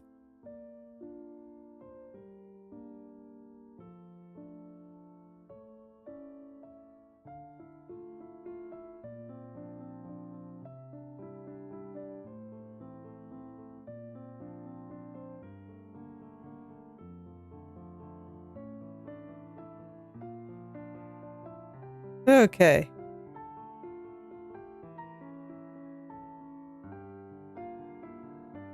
So I see a little piece of forearm sticking out there. Gotta get it. There we go. Okay, now I can wrap these frills around again. And I think I have them sticking out a little bit too much there.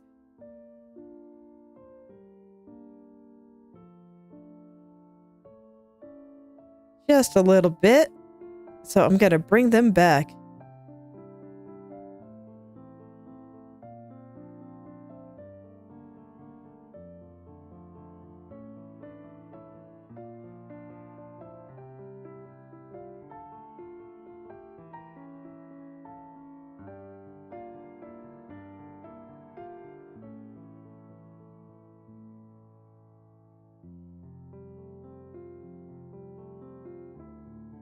Okay.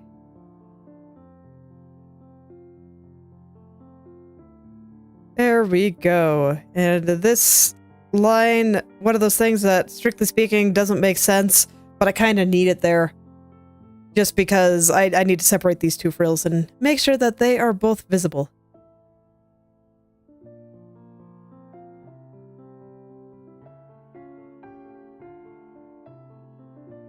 It is important.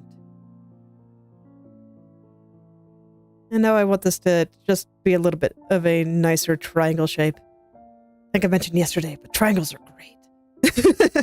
They are good for so many things.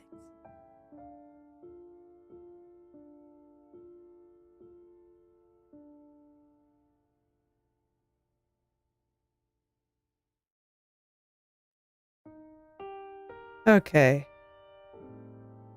I'm gonna cut this up a little bit. So I think I want this guy to be tilted a little bit more like this. And let him sit a little bit more over here. That'll make this side feel a little bit better. I actually kind of dig that. Let this part stick out a little bit more, and then this guy will kind of come further back. That looks good. Okay. Thank you, hands, for the idea. And now I can make this guy look a little bit more sensible, too. Okay, I need to invert the colors for a second so I can see it against the castle there.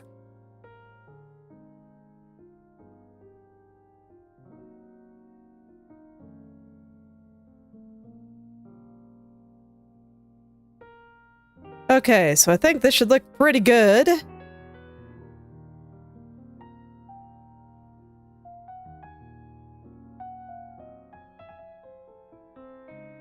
And let's take a look before I say that's true.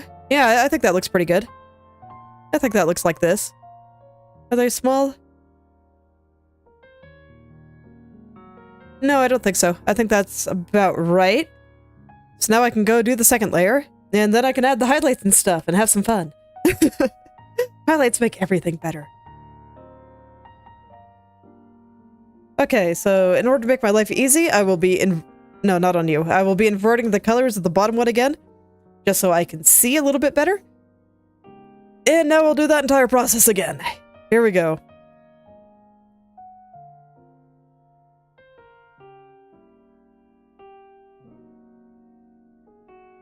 Oh, I have the layer locked. I do not want the layer to be locked right now. Alright, let's get these guys on there. Okay, and they should be kind of following where the hand is going, I think.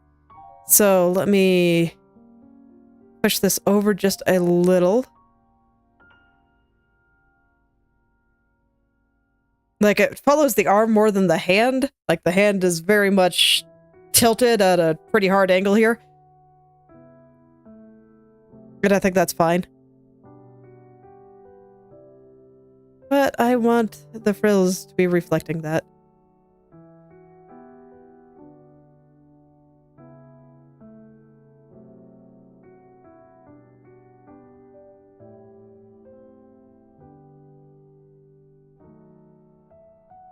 Okay. So once again, I'll have some parts coming in and some parts coming out. Let's see, it looks like I have some residue here, so let's get rid of that. And I haven't fully cleaned this yet. That's fine. That'll come in just a little bit.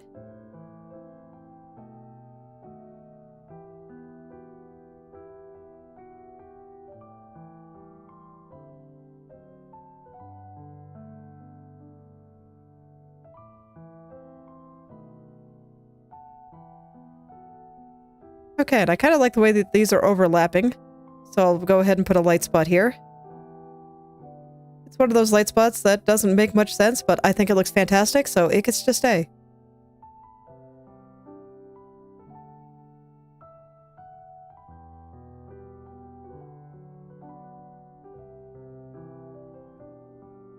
So let's see, with the way I have this structured, this should come out like this, and then this part should do something like this.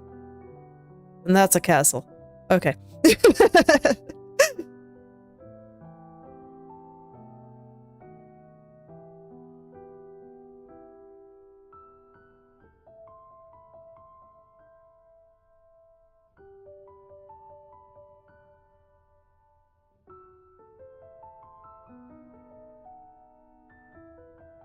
Okay. And then here, I think I'll stick this a little bit lower, and this will come out. These shapes are looking pretty okay. So let's just make them look a little better. Put a little dark spot through this middle of this guy.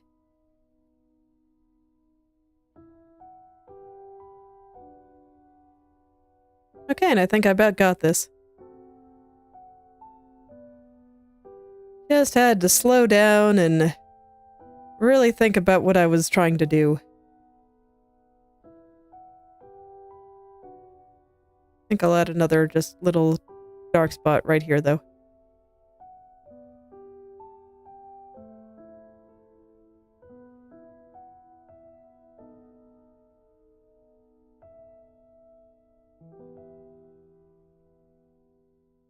So kind of like that. Okay, and I think that looks good.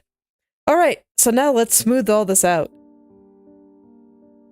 Like, there's going to be some additional shadows and lights there, but I would like to smooth out the edges real quick.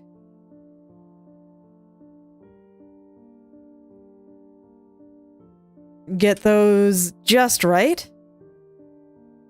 And then I can go and add my last few details here. Oh yeah, I think this looks so much better now.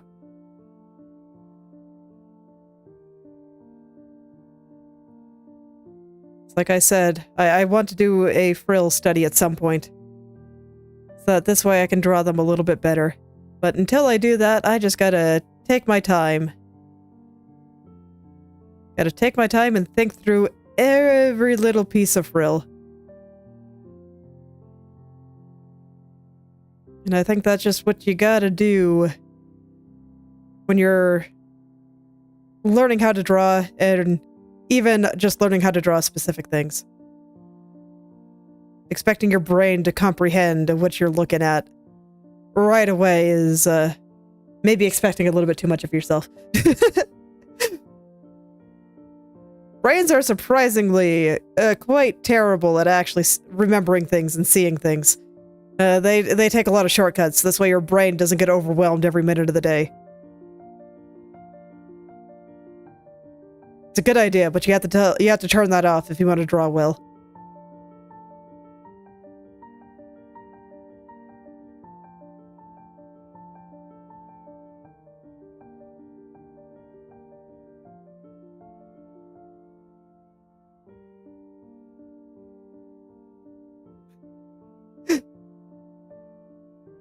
It's true. It is.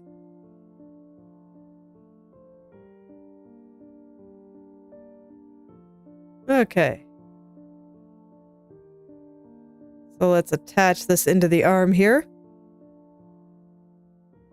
Yes, I just say it a lot because I think it's really easy to forget just how dumb brains are and how much they try to help you and end up being remarkably unhelpful. Look, it's doing its best, but it's not always right. It likes to pretend like it is, but it's not the case.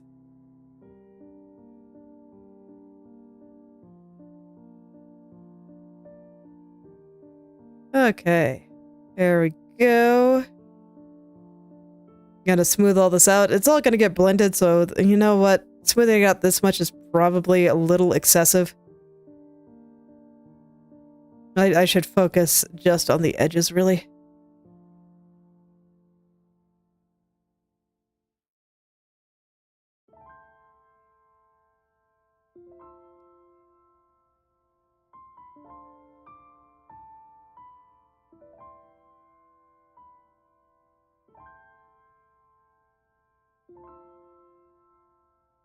Okay.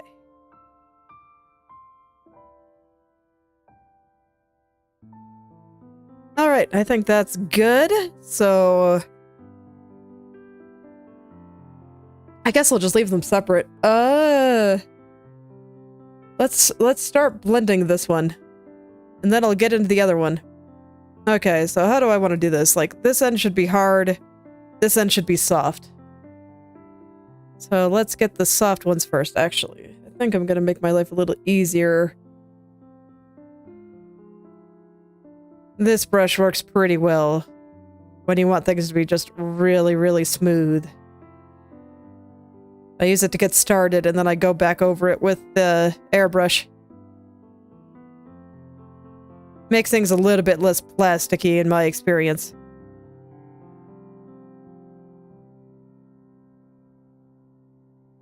Okay, so that's where those super smooth ones are gonna be. I don't think anything about this one is gonna be super smooth.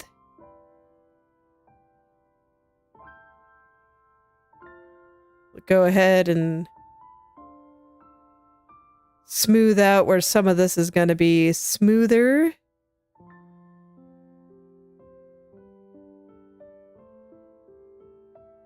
So yeah, something like that. Alrighty. And now I'll just go back over things with the airbrush. Things will get nice and smooth. I do like Krita's airbrush. You can do so many more things with it than I ever could with Photoshop's soft brushes. Or at the very least, something about it just resonates more with the way that I like to see things done.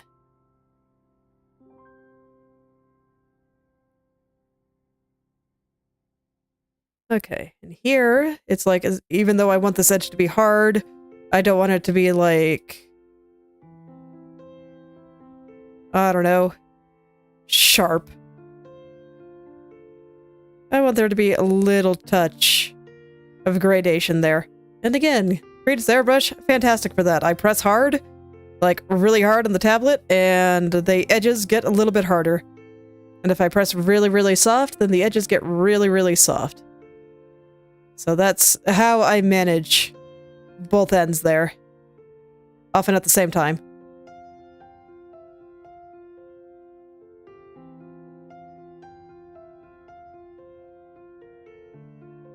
It's very nice.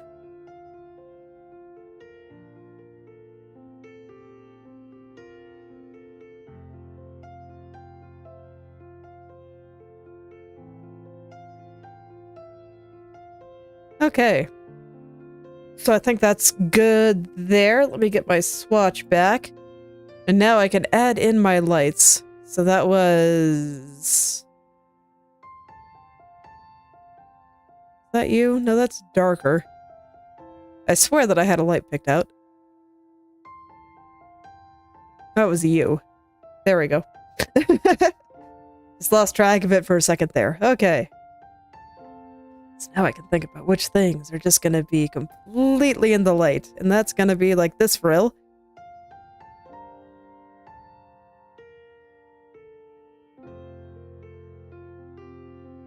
Like a lot of this half.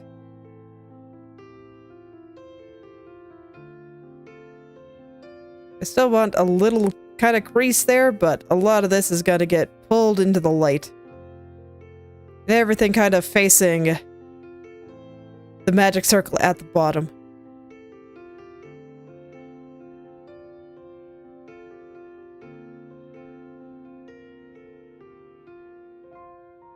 Okay.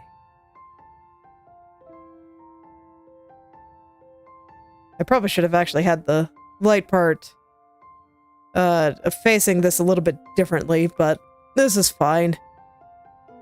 I want this edge to be a little bit harder. There. Because this shouldn't get any light. The light is going to be here.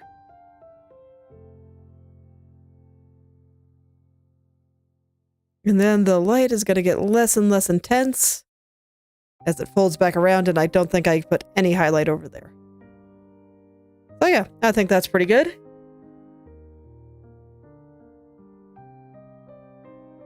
Let's go do the other one now. Okay. So this time I will keep both colors on. Okay. So I'm gonna smooth out what I've got there. I'm gonna keep both layers on. They're both gonna be the correct color. Let's decide where the smoothest points are. Actually, no, I have to smooth out your edges first. What am I doing? I actually got your edges pretty smooth on the first pass through, which is why I forgot about it.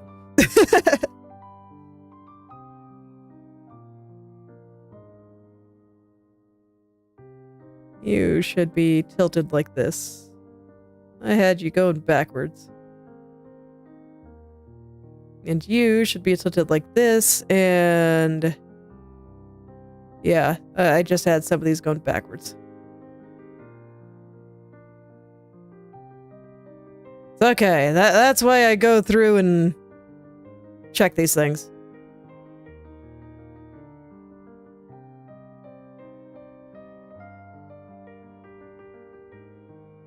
There we go. That makes a bit more sense.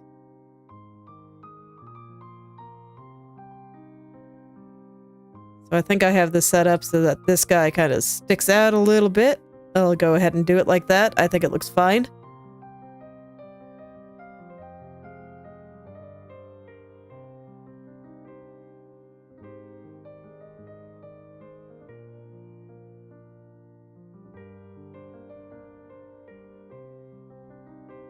Okay. And I guess with the way that I had this going, I should have one more right back there. Okay. Yep, I think that looks good. So let's smooth it out now. Basically just same thing I was doing before. I realized I missed a spot right there. Okay. Gotta smooth it out for real now. Okay, so this edge I think I want to be hard, but this one should be pretty soft.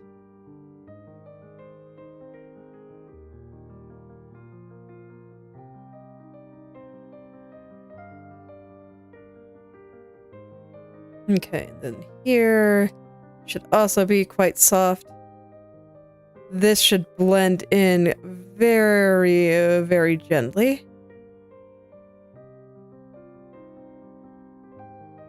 Same with here, just gentle gradation through there. Hello there, Art. It's been a while. Welcome back.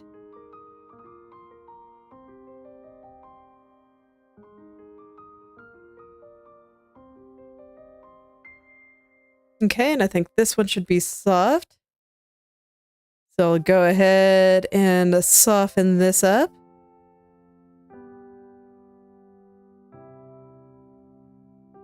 Here, I think this should be mostly soft. Not quite as soft as this, but still soft. Okay. Now I'll just take my airbrush over everything else.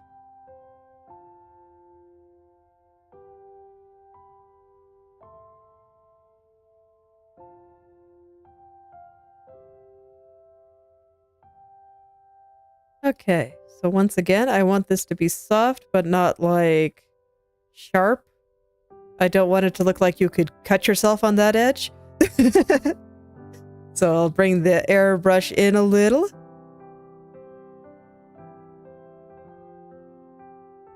And I'll just gently, gently, gently blend these together.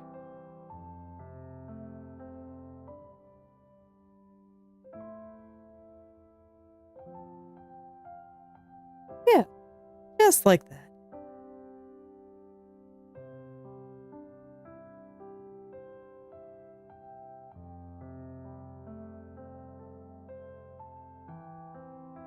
This side I want to be a little bit harder than this side. Just because that's what this fold looks like to me.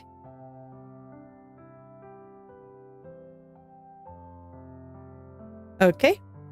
And once again, I got a spot here that's going to be pretty hard.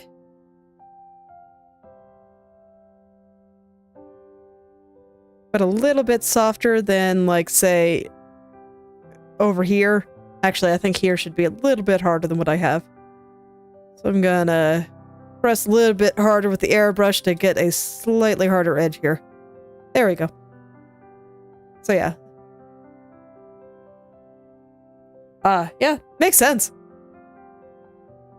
It's okay. There's, life happens. But I'll be here whenever you just feel like watching some art.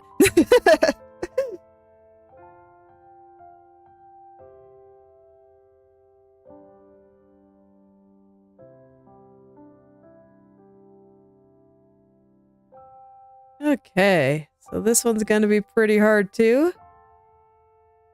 So I will press very hard in order to get that edge nice and sharp, but still a little bit smooth.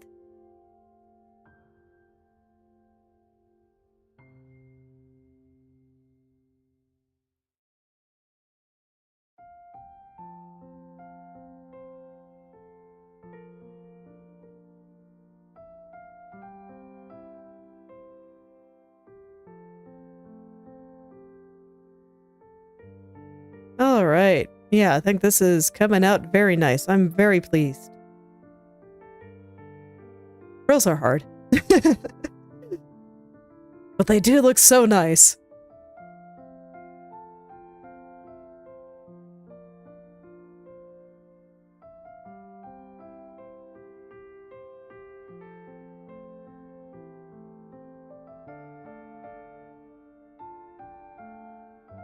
Haha, I didn't put any, basic blending in here. I don't think I need it. It's all good. I do it because it makes my life a little bit simpler, but it's fine. I can do it all with the airbrush. I don't feel like switching back. Okay, I also need definitely a big shadow separating these, so let's get that in there too. I want this to be a little bit softer. Just a little. Okay.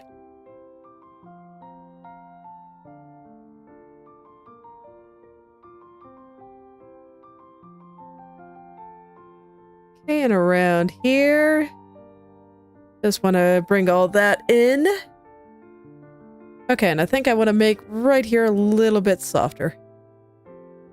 Smooth it out just a little bit more. And I mentioned that when I press hard, the edges get a little bit harder, but when I press really, really soft, they're like non-existent. So I can blend things in nice and easily here without too much banding. I want it a little smoother.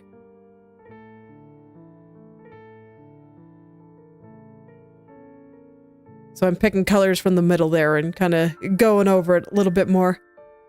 Okay. I think that's about what I want there. Now I'll pull this guy through a little.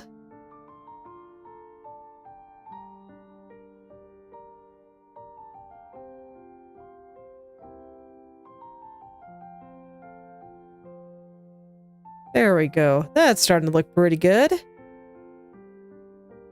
Let's just bring this out just a little, blend right through here, make this a little softer as it's coming out. There, just like that. Okay. So you can see I don't necessarily need my blendy brushes, but they can help. Oop. I apparently overwrote the little fold that I had in there. So let's put it back.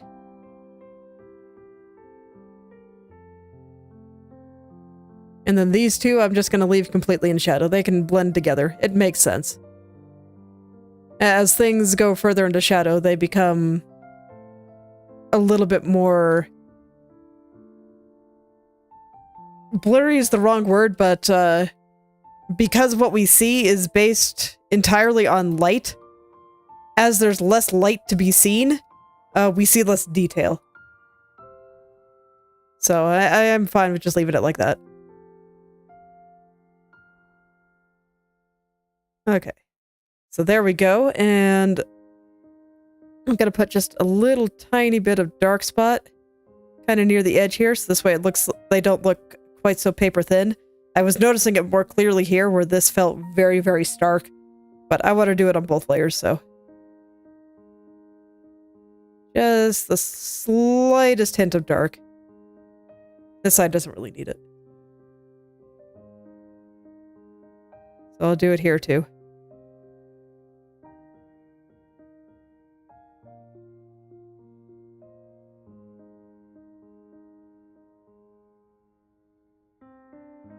Okay, there we go.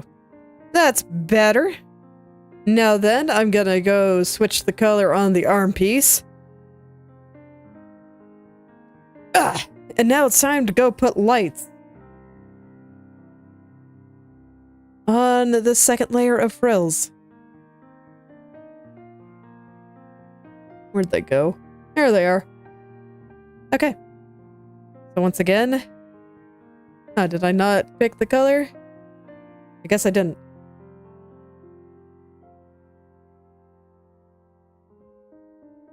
How odd. Anywho, let's try that again. So this one is going to be like almost completely in light. I'll put a little tiny bit of shadow over here from the cast shadow from the other group of frills. And then I'm going to leave just a tiny, tiny spot that's a little bit darker. Make it clear that those are separated.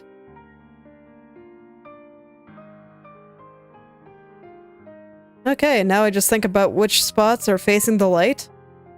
Which, you know, in this case, is the magic circle at the bottom of the screen, not the moon. The moon I'm doing other stuff with. And it will be lit a little bit differently.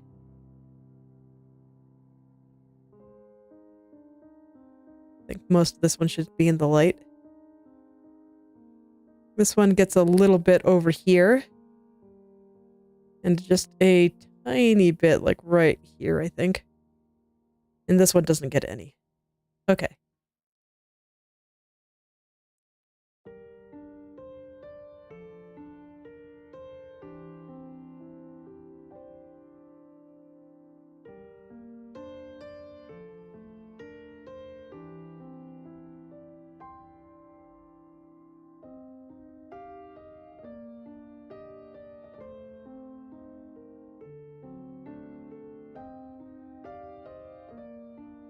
Okay, there we go. And I'm gonna want to get my kind of base color to blend out the rest of this. Right now, I'm just kind of making sure that it interacts with the shadows well. So that's why I have my shadow color for the time being. Okay. Let's get that base color here and start going over things again. Blend it out with more mid-tone areas.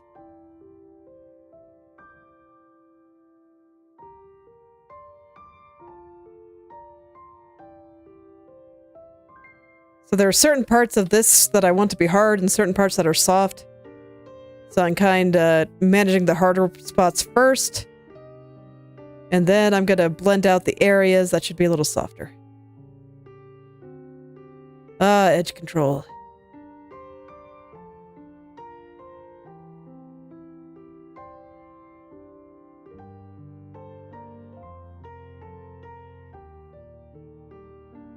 Okay, most of this guy is going to be pretty hard, but it's going to be soft near the top.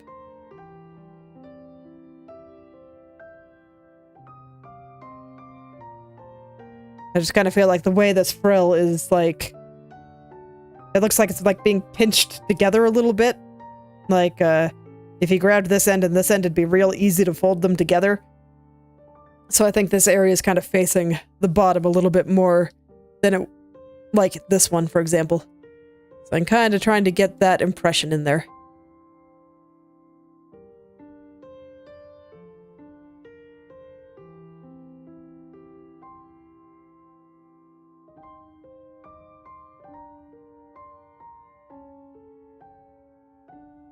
Okay, I think that's good.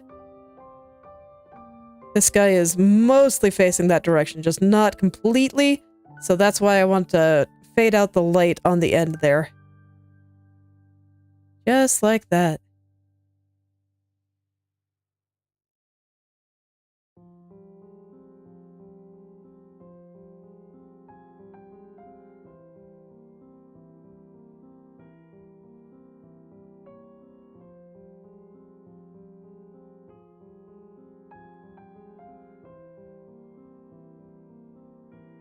Okay, so just doing the same for the rest here. Just up until I feel satisfied, and I realize I'm not quite satisfied with the ones over here, so I'm go and fix them up too. They could use a little bit more attention. I think this should be a little bit softer near the top.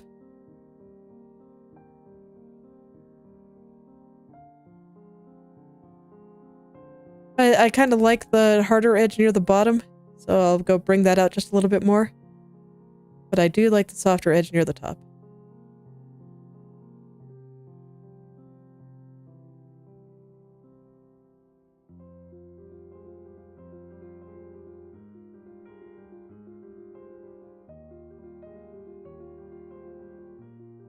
Okay, and I'll just keep repeating the process here until it looks good.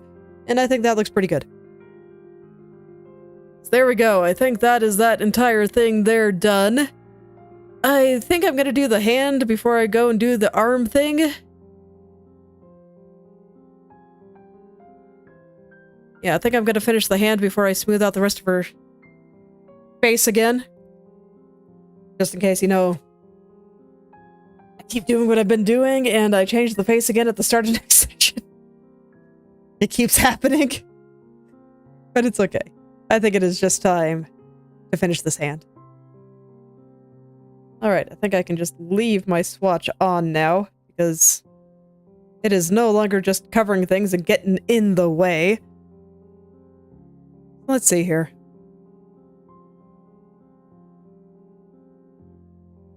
Let's start by getting some of these light areas in. I think that's good. I think I might actually make that more mid-tone.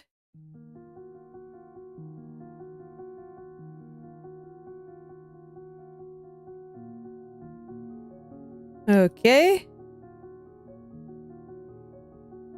So I'm going to start by kind of blocking in the big areas here. And here I'm going to do something a little different in that I'm actually going to use my hard brush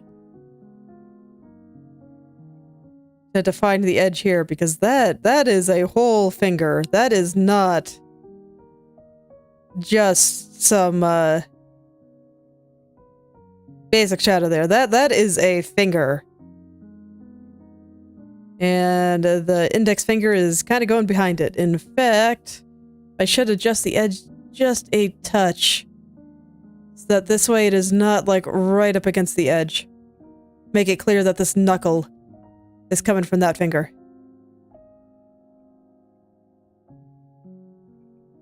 In fact, I want to make the knuckle a little bit more clear here.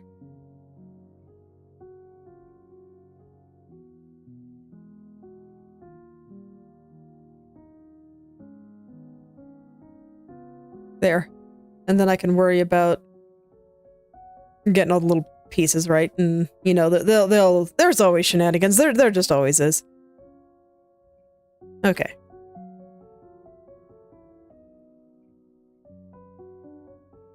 So this finger I already feel like looks pretty okay, so I'm just gonna go ahead and finish him off.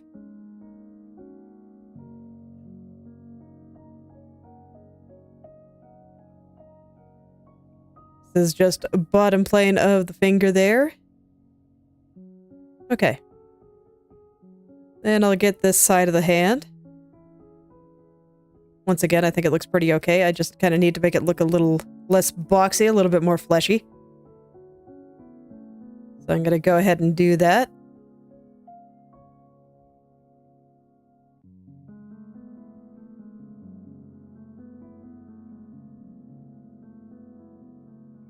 I just find it easier to think in boxes, so starting with the box just means I get the hand more accurate, and then I can worry about making it fleshier. Okay. Now I'm going to get some of the shadows from the frilly things. That's why I wanted to draw them first, so that this way I could do this more easily.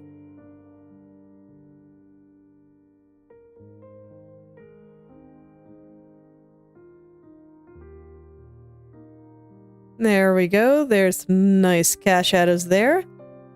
Let's get the tops of the fingers.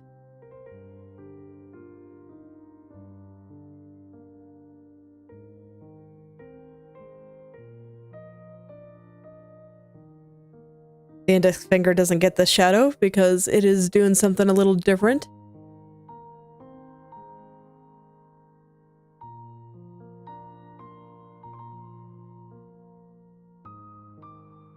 Okay. Because this is a cast shadow, I'd like it to be a little bit harder. So I'm kind of cleaning up the shape there.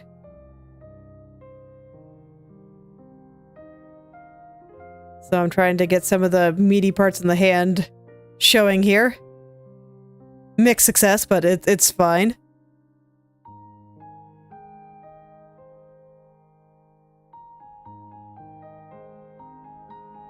And I'll fix all the various contrasting parts in the hand in just a little bit.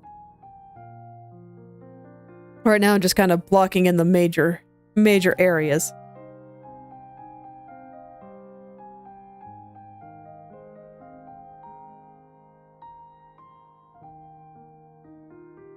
Alright, let me bring out this finger. Oh, I don't have the color in there? Okay.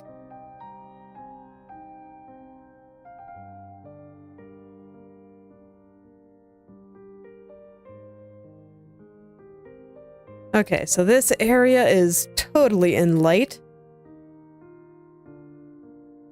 So I'm just, once again, kind of making some of the fleshy parts a little bit more fleshy looking as this finger kind of disappears behind the palm of the hand here. Okay. Yeah, I think it's just time to kind of start blending things together and making it actually look nice. Actually, before I do that, I'm gonna go ahead and just finish off the index finger. He just needs a little guy here. A little tiny shadow.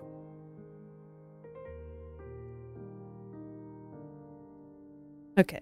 So the knuckly bits are going to be mid-tone, because they're facing the light a bit more. They look pretty bright, despite just being mid-tone. So, like, this is the highlight, this is mid-tone, this is all highlight. But it kind of doesn't feel that way. The contrast is something else. But you can see that using my highlight color here would be way too strong.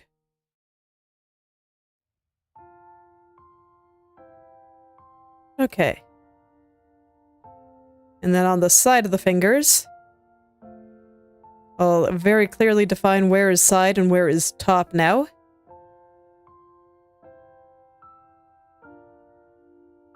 That is important now. And make it clear where they're going back. And I'm also changing the color a little bit because I changed my shadow color partway through this.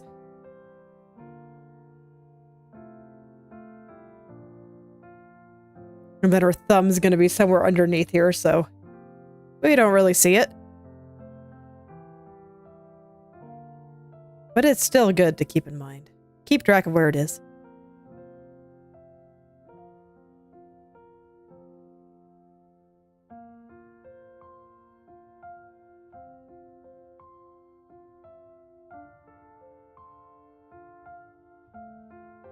Okay, and then I think I have a couple of areas that I want to be lit a little bit later, just like right there.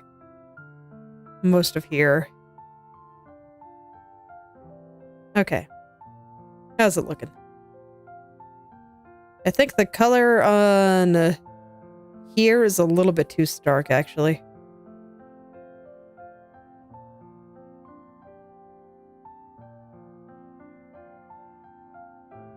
Okay, yeah, I think I know what I want to do. So I'm still going to take this color and put it on the index finger here.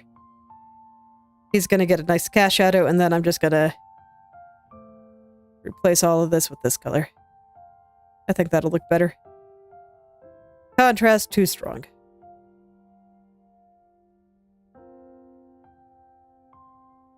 Okay, how's that?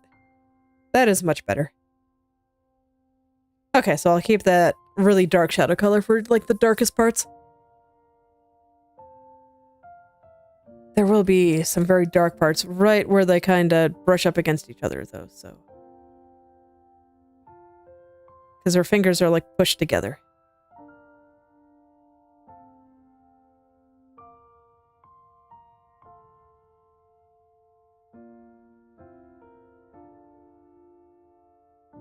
Okay, looks like I still have the knuckle a little bit off.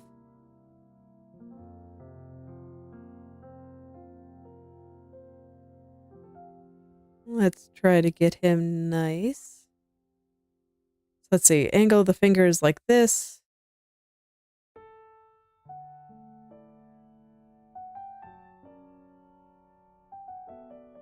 Angle of the knuckle should be more like this.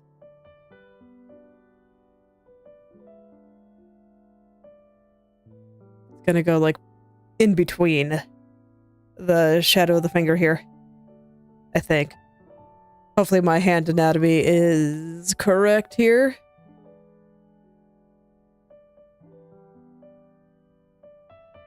That's how I've been drawing it the entire time, so hopefully it's not off there.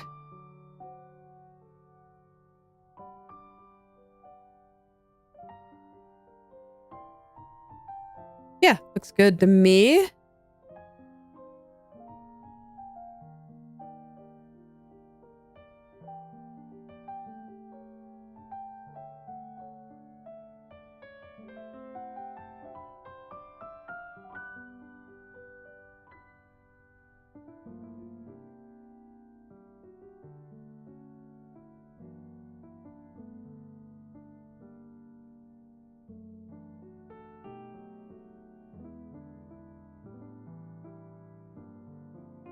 Okay, so now I think I'll start blending some of this together and making it all look nice.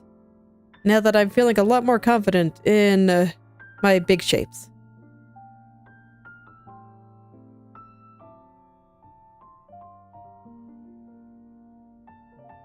So I'm keeping the areas kind of on the side there a little bit more well lit, since that is what is facing the light source.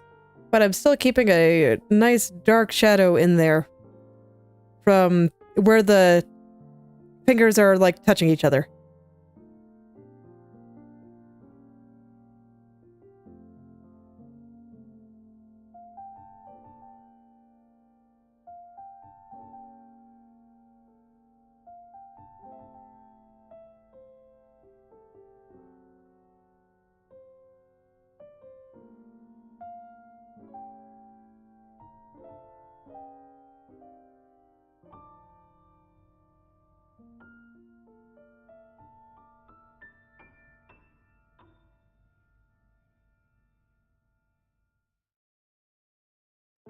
Okay.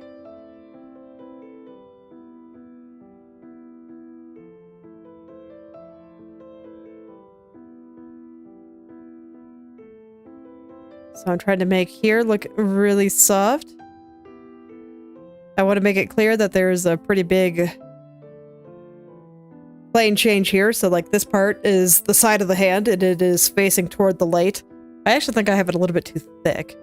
So let's bring that back just a little. And then up here is the top of the hand, and it is facing away from the light.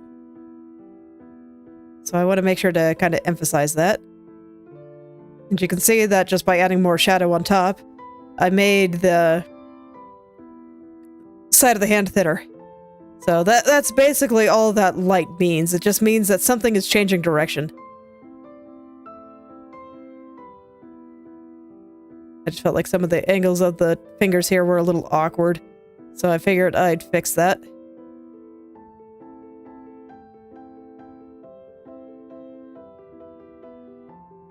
Okay, there we go. That's a little better.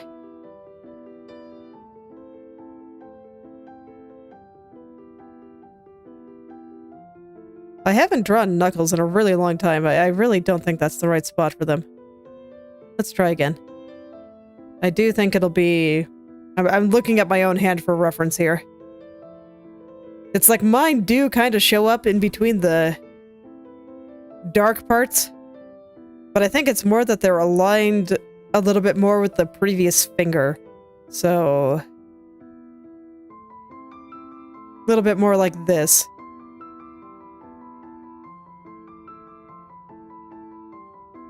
And I mean, this is too big. I'm gonna bring them back a lot.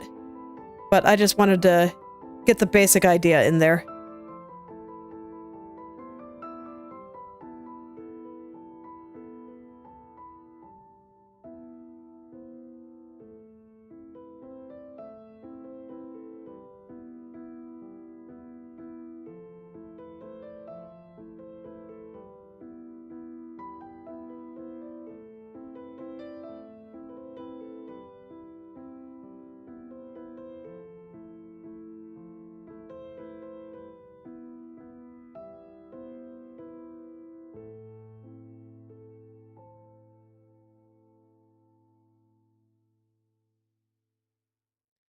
Okay, and when I liquefied things, things got a little blurry there, so I'm going to go ahead and fix that.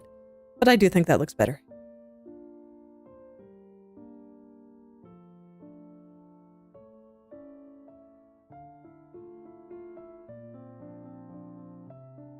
I kind of want them to be subtle. I don't want her hand to look super knuckly. I think that's pretty good. Alright. I'm gonna go fix some of these kinda big shadows here now. I don't want them to be quite that hard. So let me see if I can blend them just a little bit here. Easier said than done. Because they're so small.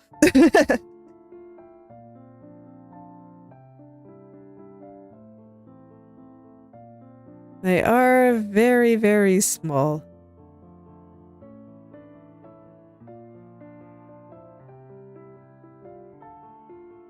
But I do want them to be nice and dark.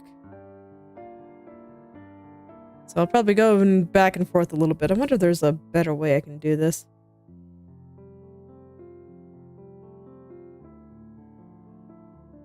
Probably not. Let me try some of the blending tools here.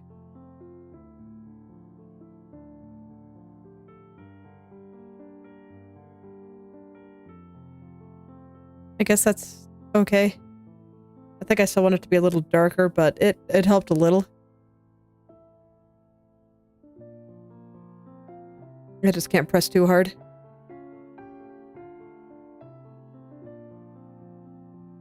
Okay, let's get this pinky.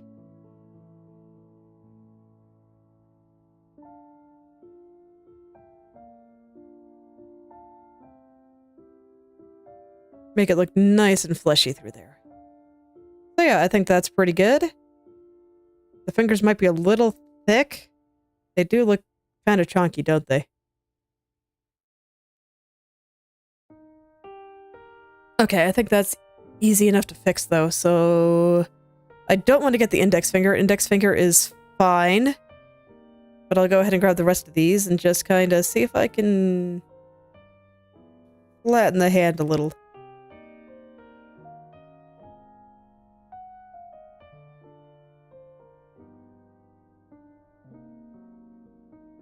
I don't know, did that do it?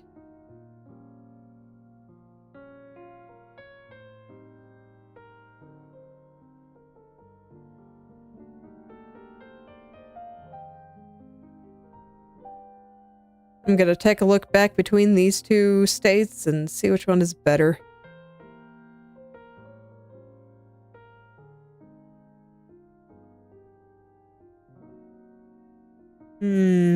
No, this didn't quite do it, but I think I know what to do.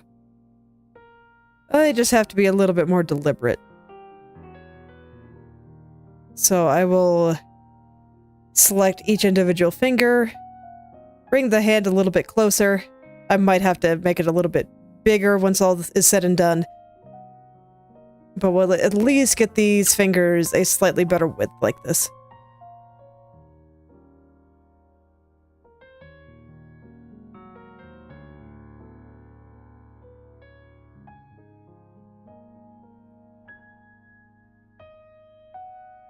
Don't want to have some chunky fingers.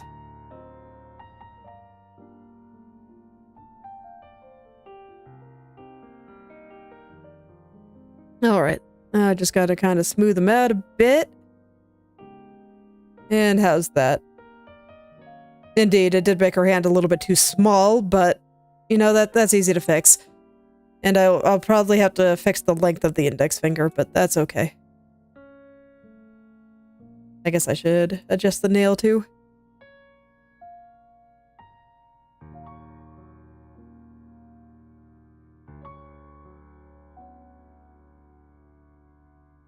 Okay, and then I will adjust the length of the index finger. Bring it down just a little so it's not quite so long, and it's also looking pretty chonky. But I think that's a little bit easier to fix because I just grab it from here and we bring it a little closer together.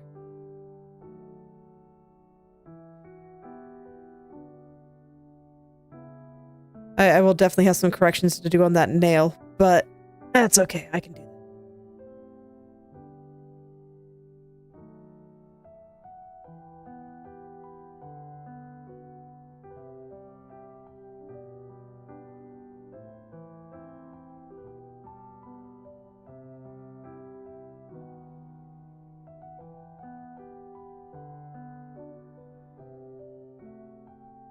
Okay, before I fix anything else, I'm gonna go ahead and fix some of the shadows around the hand on the face. So that this way I actually have a better idea of what needs to be fixed.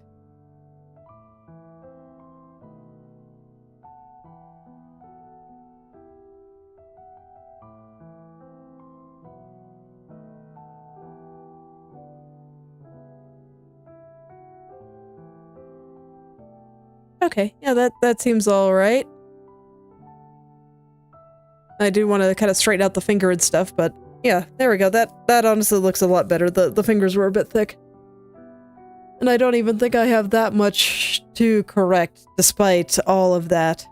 So that is nice too.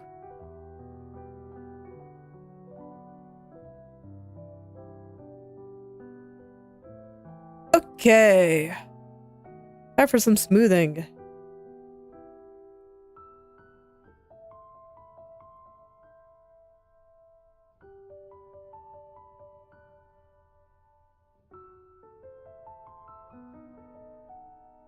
Oh, there's now a little gap here. So I'll probably have to put a little bit of extra shading on the hair too.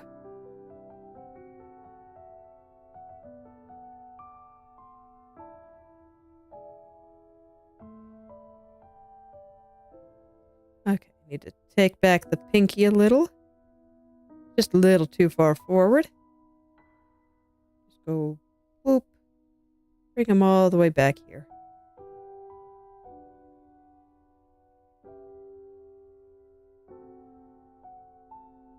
Like that first knuckle, I think, is only a little bit shorter, so I think something like that should be good.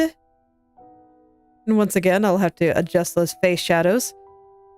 And I think I will actually do that right away, even though I will probably make some changes later. But I just need to be able to see what I'm doing. Otherwise, it won't work very well.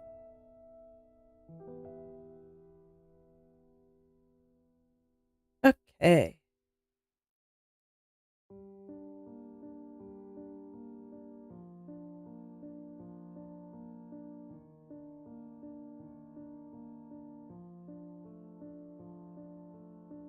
And you can see that I'm making these shadows quite small because it's just from the fingers kind of pressing into her skin. So it is right up next to there.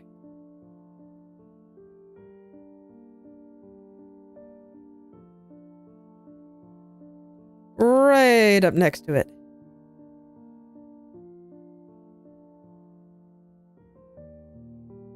Yeah, I think I'll just keep that entire area in shadow.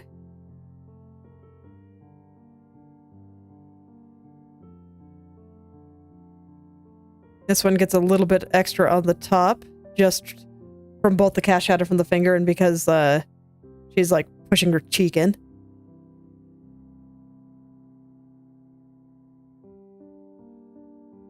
Okay.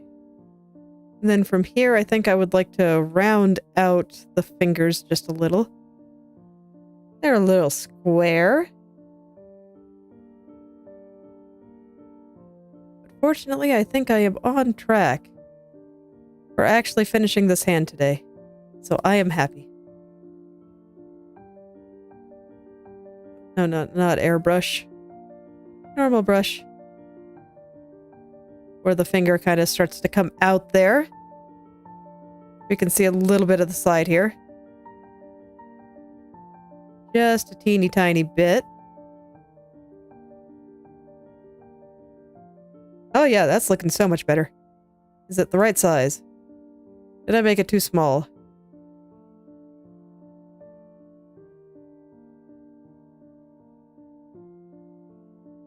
Little bit. It is a little bit small. So this means I'm probably going to have to go over the edges and fix some stuff.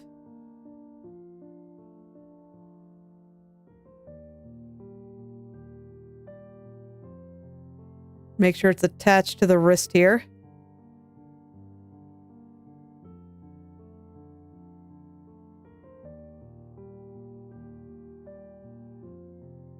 Very important. You want your body parts to be attached. They're much more useful that way.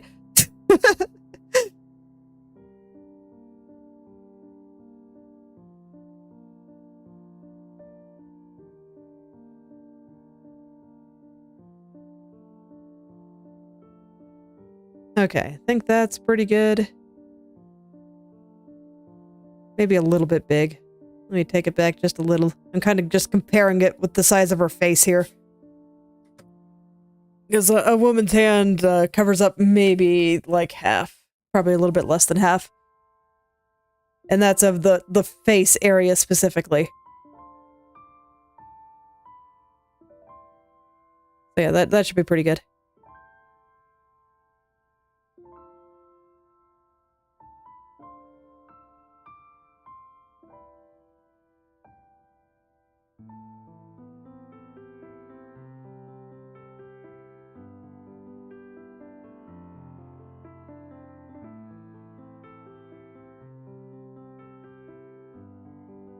Okay, there I think is good. And I will adjust the nail a little bit, get it back on the finger here.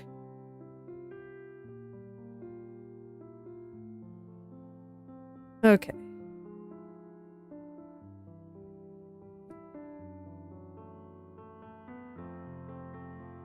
Alright, time to go back to putting in a few head shadows. I hate that I kind of have to go back and forth and do this, but cannot see if I don't.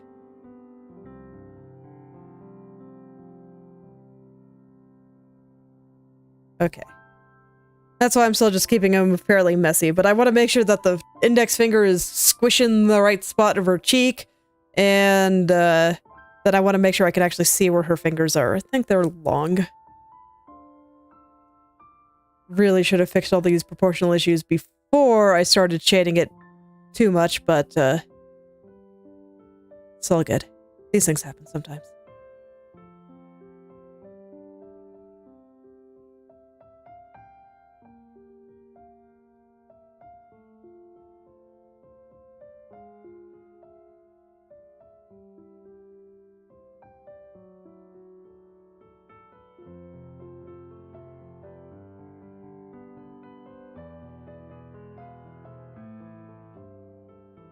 Okay.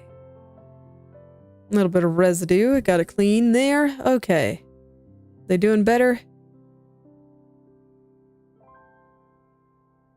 A little better. And now I got to respect the angle that the hand is on, so this should be coming a little further forward, which is probably why some of these fingers still feel a little bit long. So they're going to be a little bit more in a straight line than usual, just because of the angle of the hand. Middle finger is going to look a little bit shorter than it would otherwise.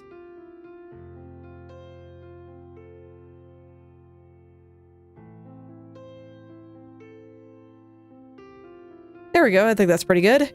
I'm going to invert the colors for a second. We're going to go into green mode, just so that this way I can actually see where the hand is against the face. Because right now, I just want to make sure that the edges are smooth. Because they're probably a bit blurry after all that transforming.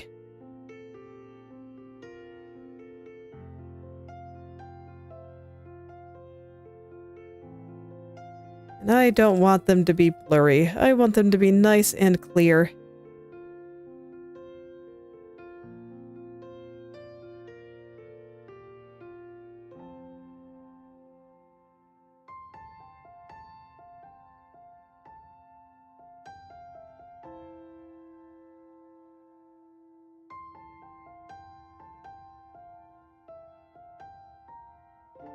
Yeah, and you can see certain parts are still kind of broken and whatnot. Gotta fix them.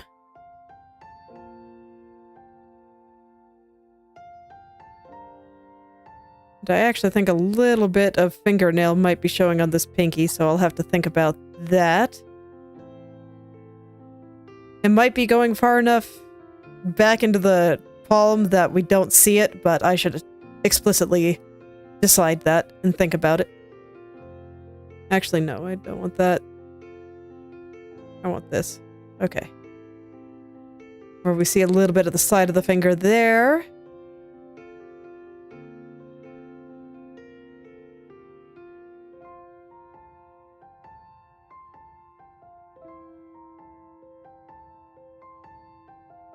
Okay, gotta round them all out. Straighten this guy a little. There. That will be so much nicer.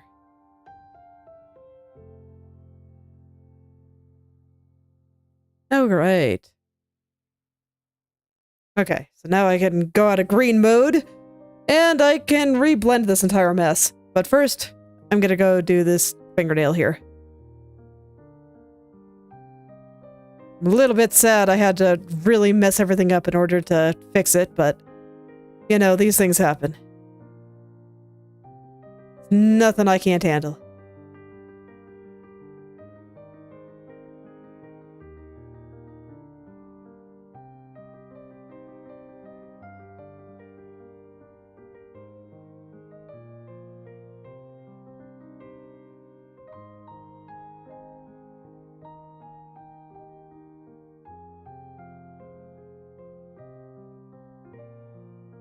Okay, and I just want this edge to be nice and smooth. And I think that looks pretty good. I think it might be a little bit long, actually. Oop.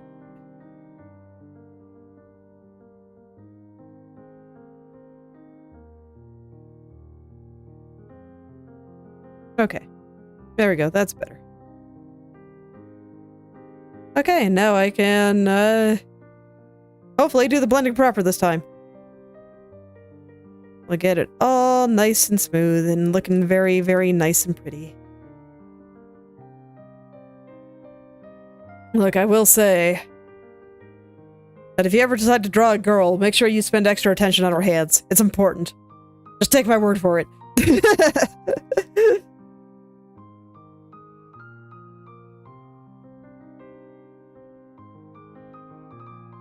It's a girl thing, don't worry about it.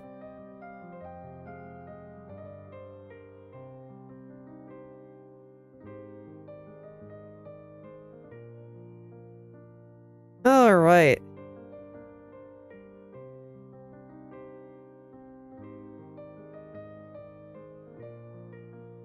So I'm gonna fix up this cast shadow here.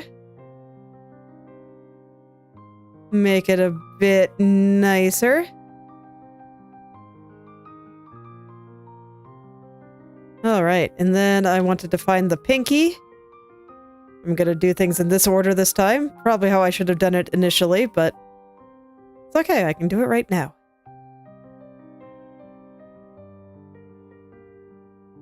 I think it would have saved me a lot of heartache if I had noticed the proportional issues more quickly.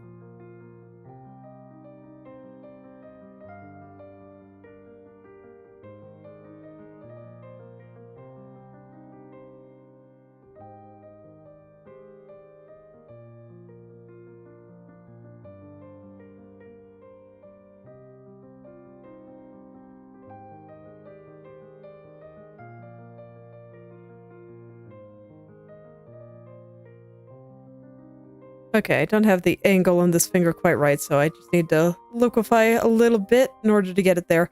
And that looks much better, so there we go. Success. Okay, I want to touch up the knuckles just a little.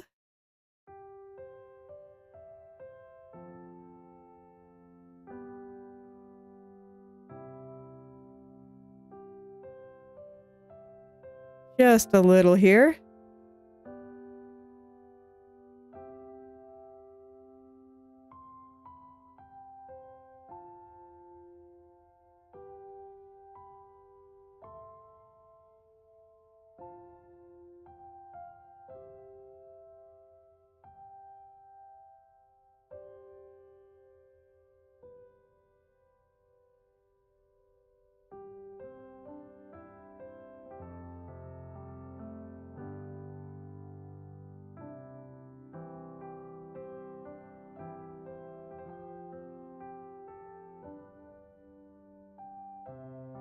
Okay, this one's big, so let's take it back a lot, actually.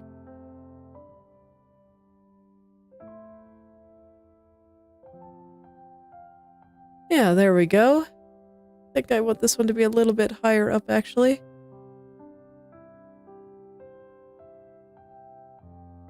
This one too, actually.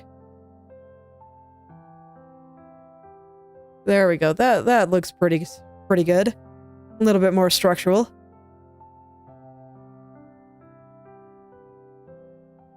Fingers might still be a little bit too thick.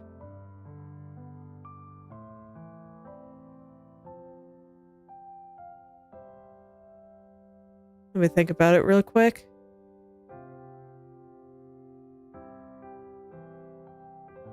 Just a little.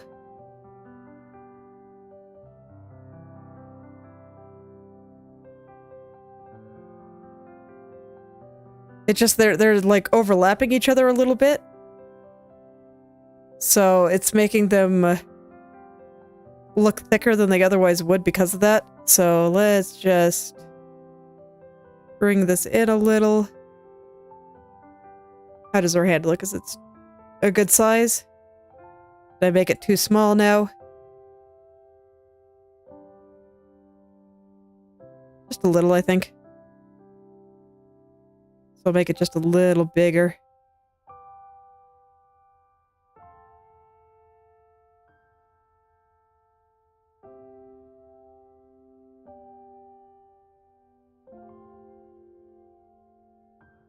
Okay, I think that's a good spot.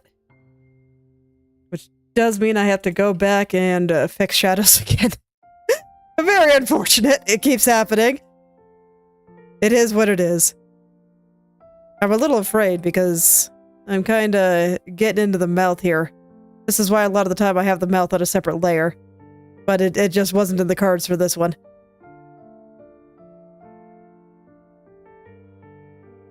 So let me touch that up a little bit too.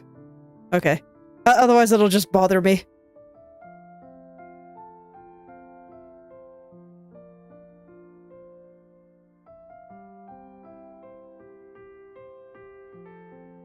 Okay.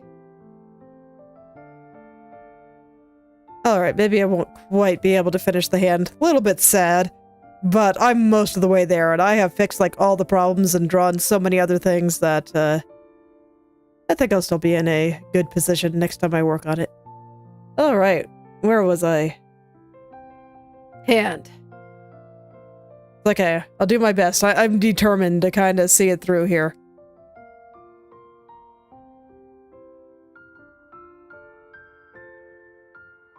Fortunately, it looks like everything is still pretty okay. Let me go green mode, just to double check.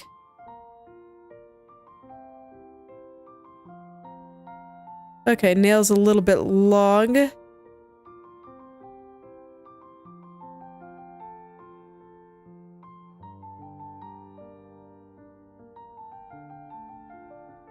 Boop.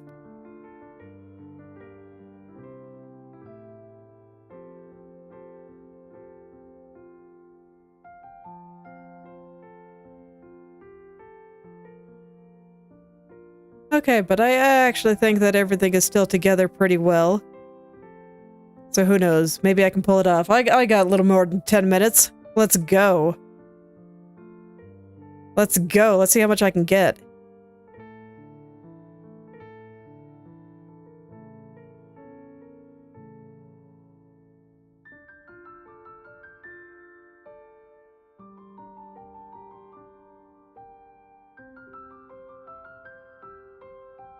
Okay. Out of green mode. Let's get this. Okay, so Knuckles still feels long. So let me just take this back.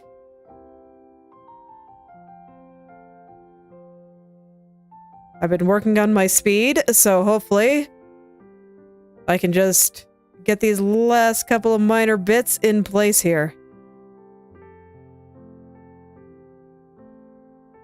I think this all looks pretty good. Fix up the shadow a little bit here. Okay, then here is mid-tone.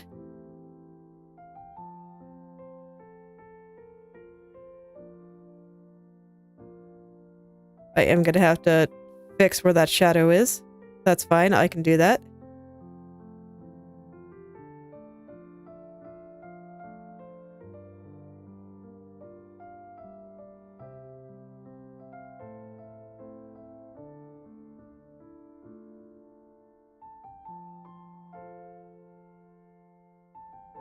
Alright, let's get that shadow in there.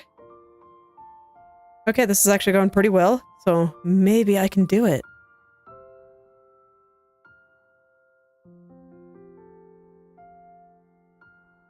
I don't know, is there a brush that I can use that would let me be softer? It's kind of hard to beat the airbrush in terms of softness.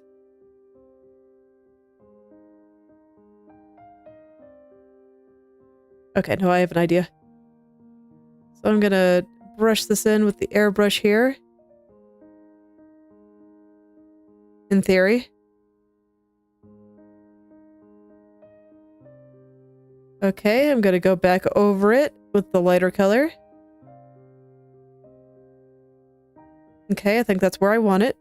Now I do the same thing here. In. Over. And then I'm just gonna go grab the blur tool down here and we're just gonna hit that edge. Best I can. Oh yeah, there we go. Being very careful not to hit the other side. Because I still want this to be a nice hard edge on the other side.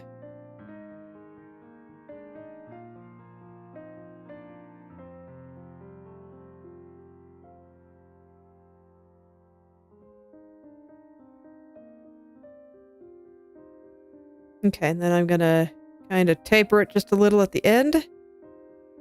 Okay, and I think that looks pretty alright. And then I think this side is gonna be slightly more in the light. So I'm gonna make it just a touch lighter. Going down here. We're not gonna go hard on that though, it's gonna be very subtle.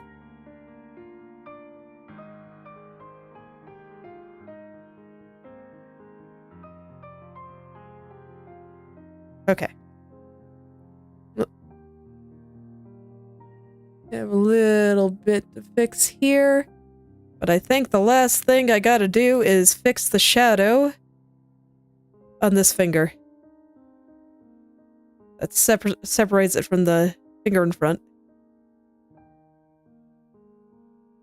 I want it to be pretty thin, just not quite as thin as those ones.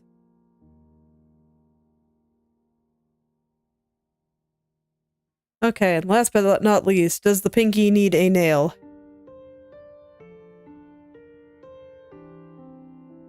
If it does, it's just going to be completely bathed in light, so I should actually draw it like that. Okay, I can't see anything.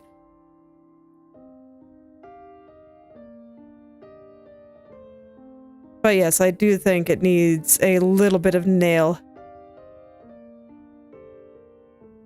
It's like a little sliver right through there.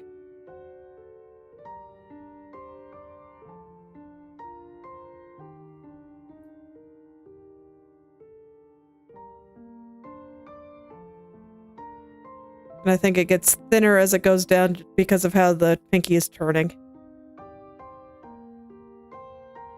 Okay, so something like that. It's not going to be super noticeable, but there we go. Okay, I think that might be a finished hand. And then next time I can think about how it affects the hair and the face and all of that stuff. But yes, I think that is finished hand. I don't see anything that I immediately want to correct, so we'll see how I feel about it next time. Let's go turn my lights and stuff back on. There we go. I think we're looking pretty good. I do feel like every time it gets just better and better. You know, even rendering it all out aside, because I just make small corrections here and there, and it just gets a little bit more accurate every single time. So cool. Alright. Well, I made my goal. I did the hand. Yay! Lots of other things, because I got kind of distracted with how the hand connected to the arm, and how the arm connected to the shoulder, and among other things. But it's okay, those things are important too, and now I think everything looks really good. So let's hide the swatch, actually. I just like seeing what things look like at the end here, because it makes me happy. It's gonna look so cool when it's done. But I think that this is where I will stop for today, so thank you all for coming. And I hope you're able to make something wonderful today. I will see you all tomorrow.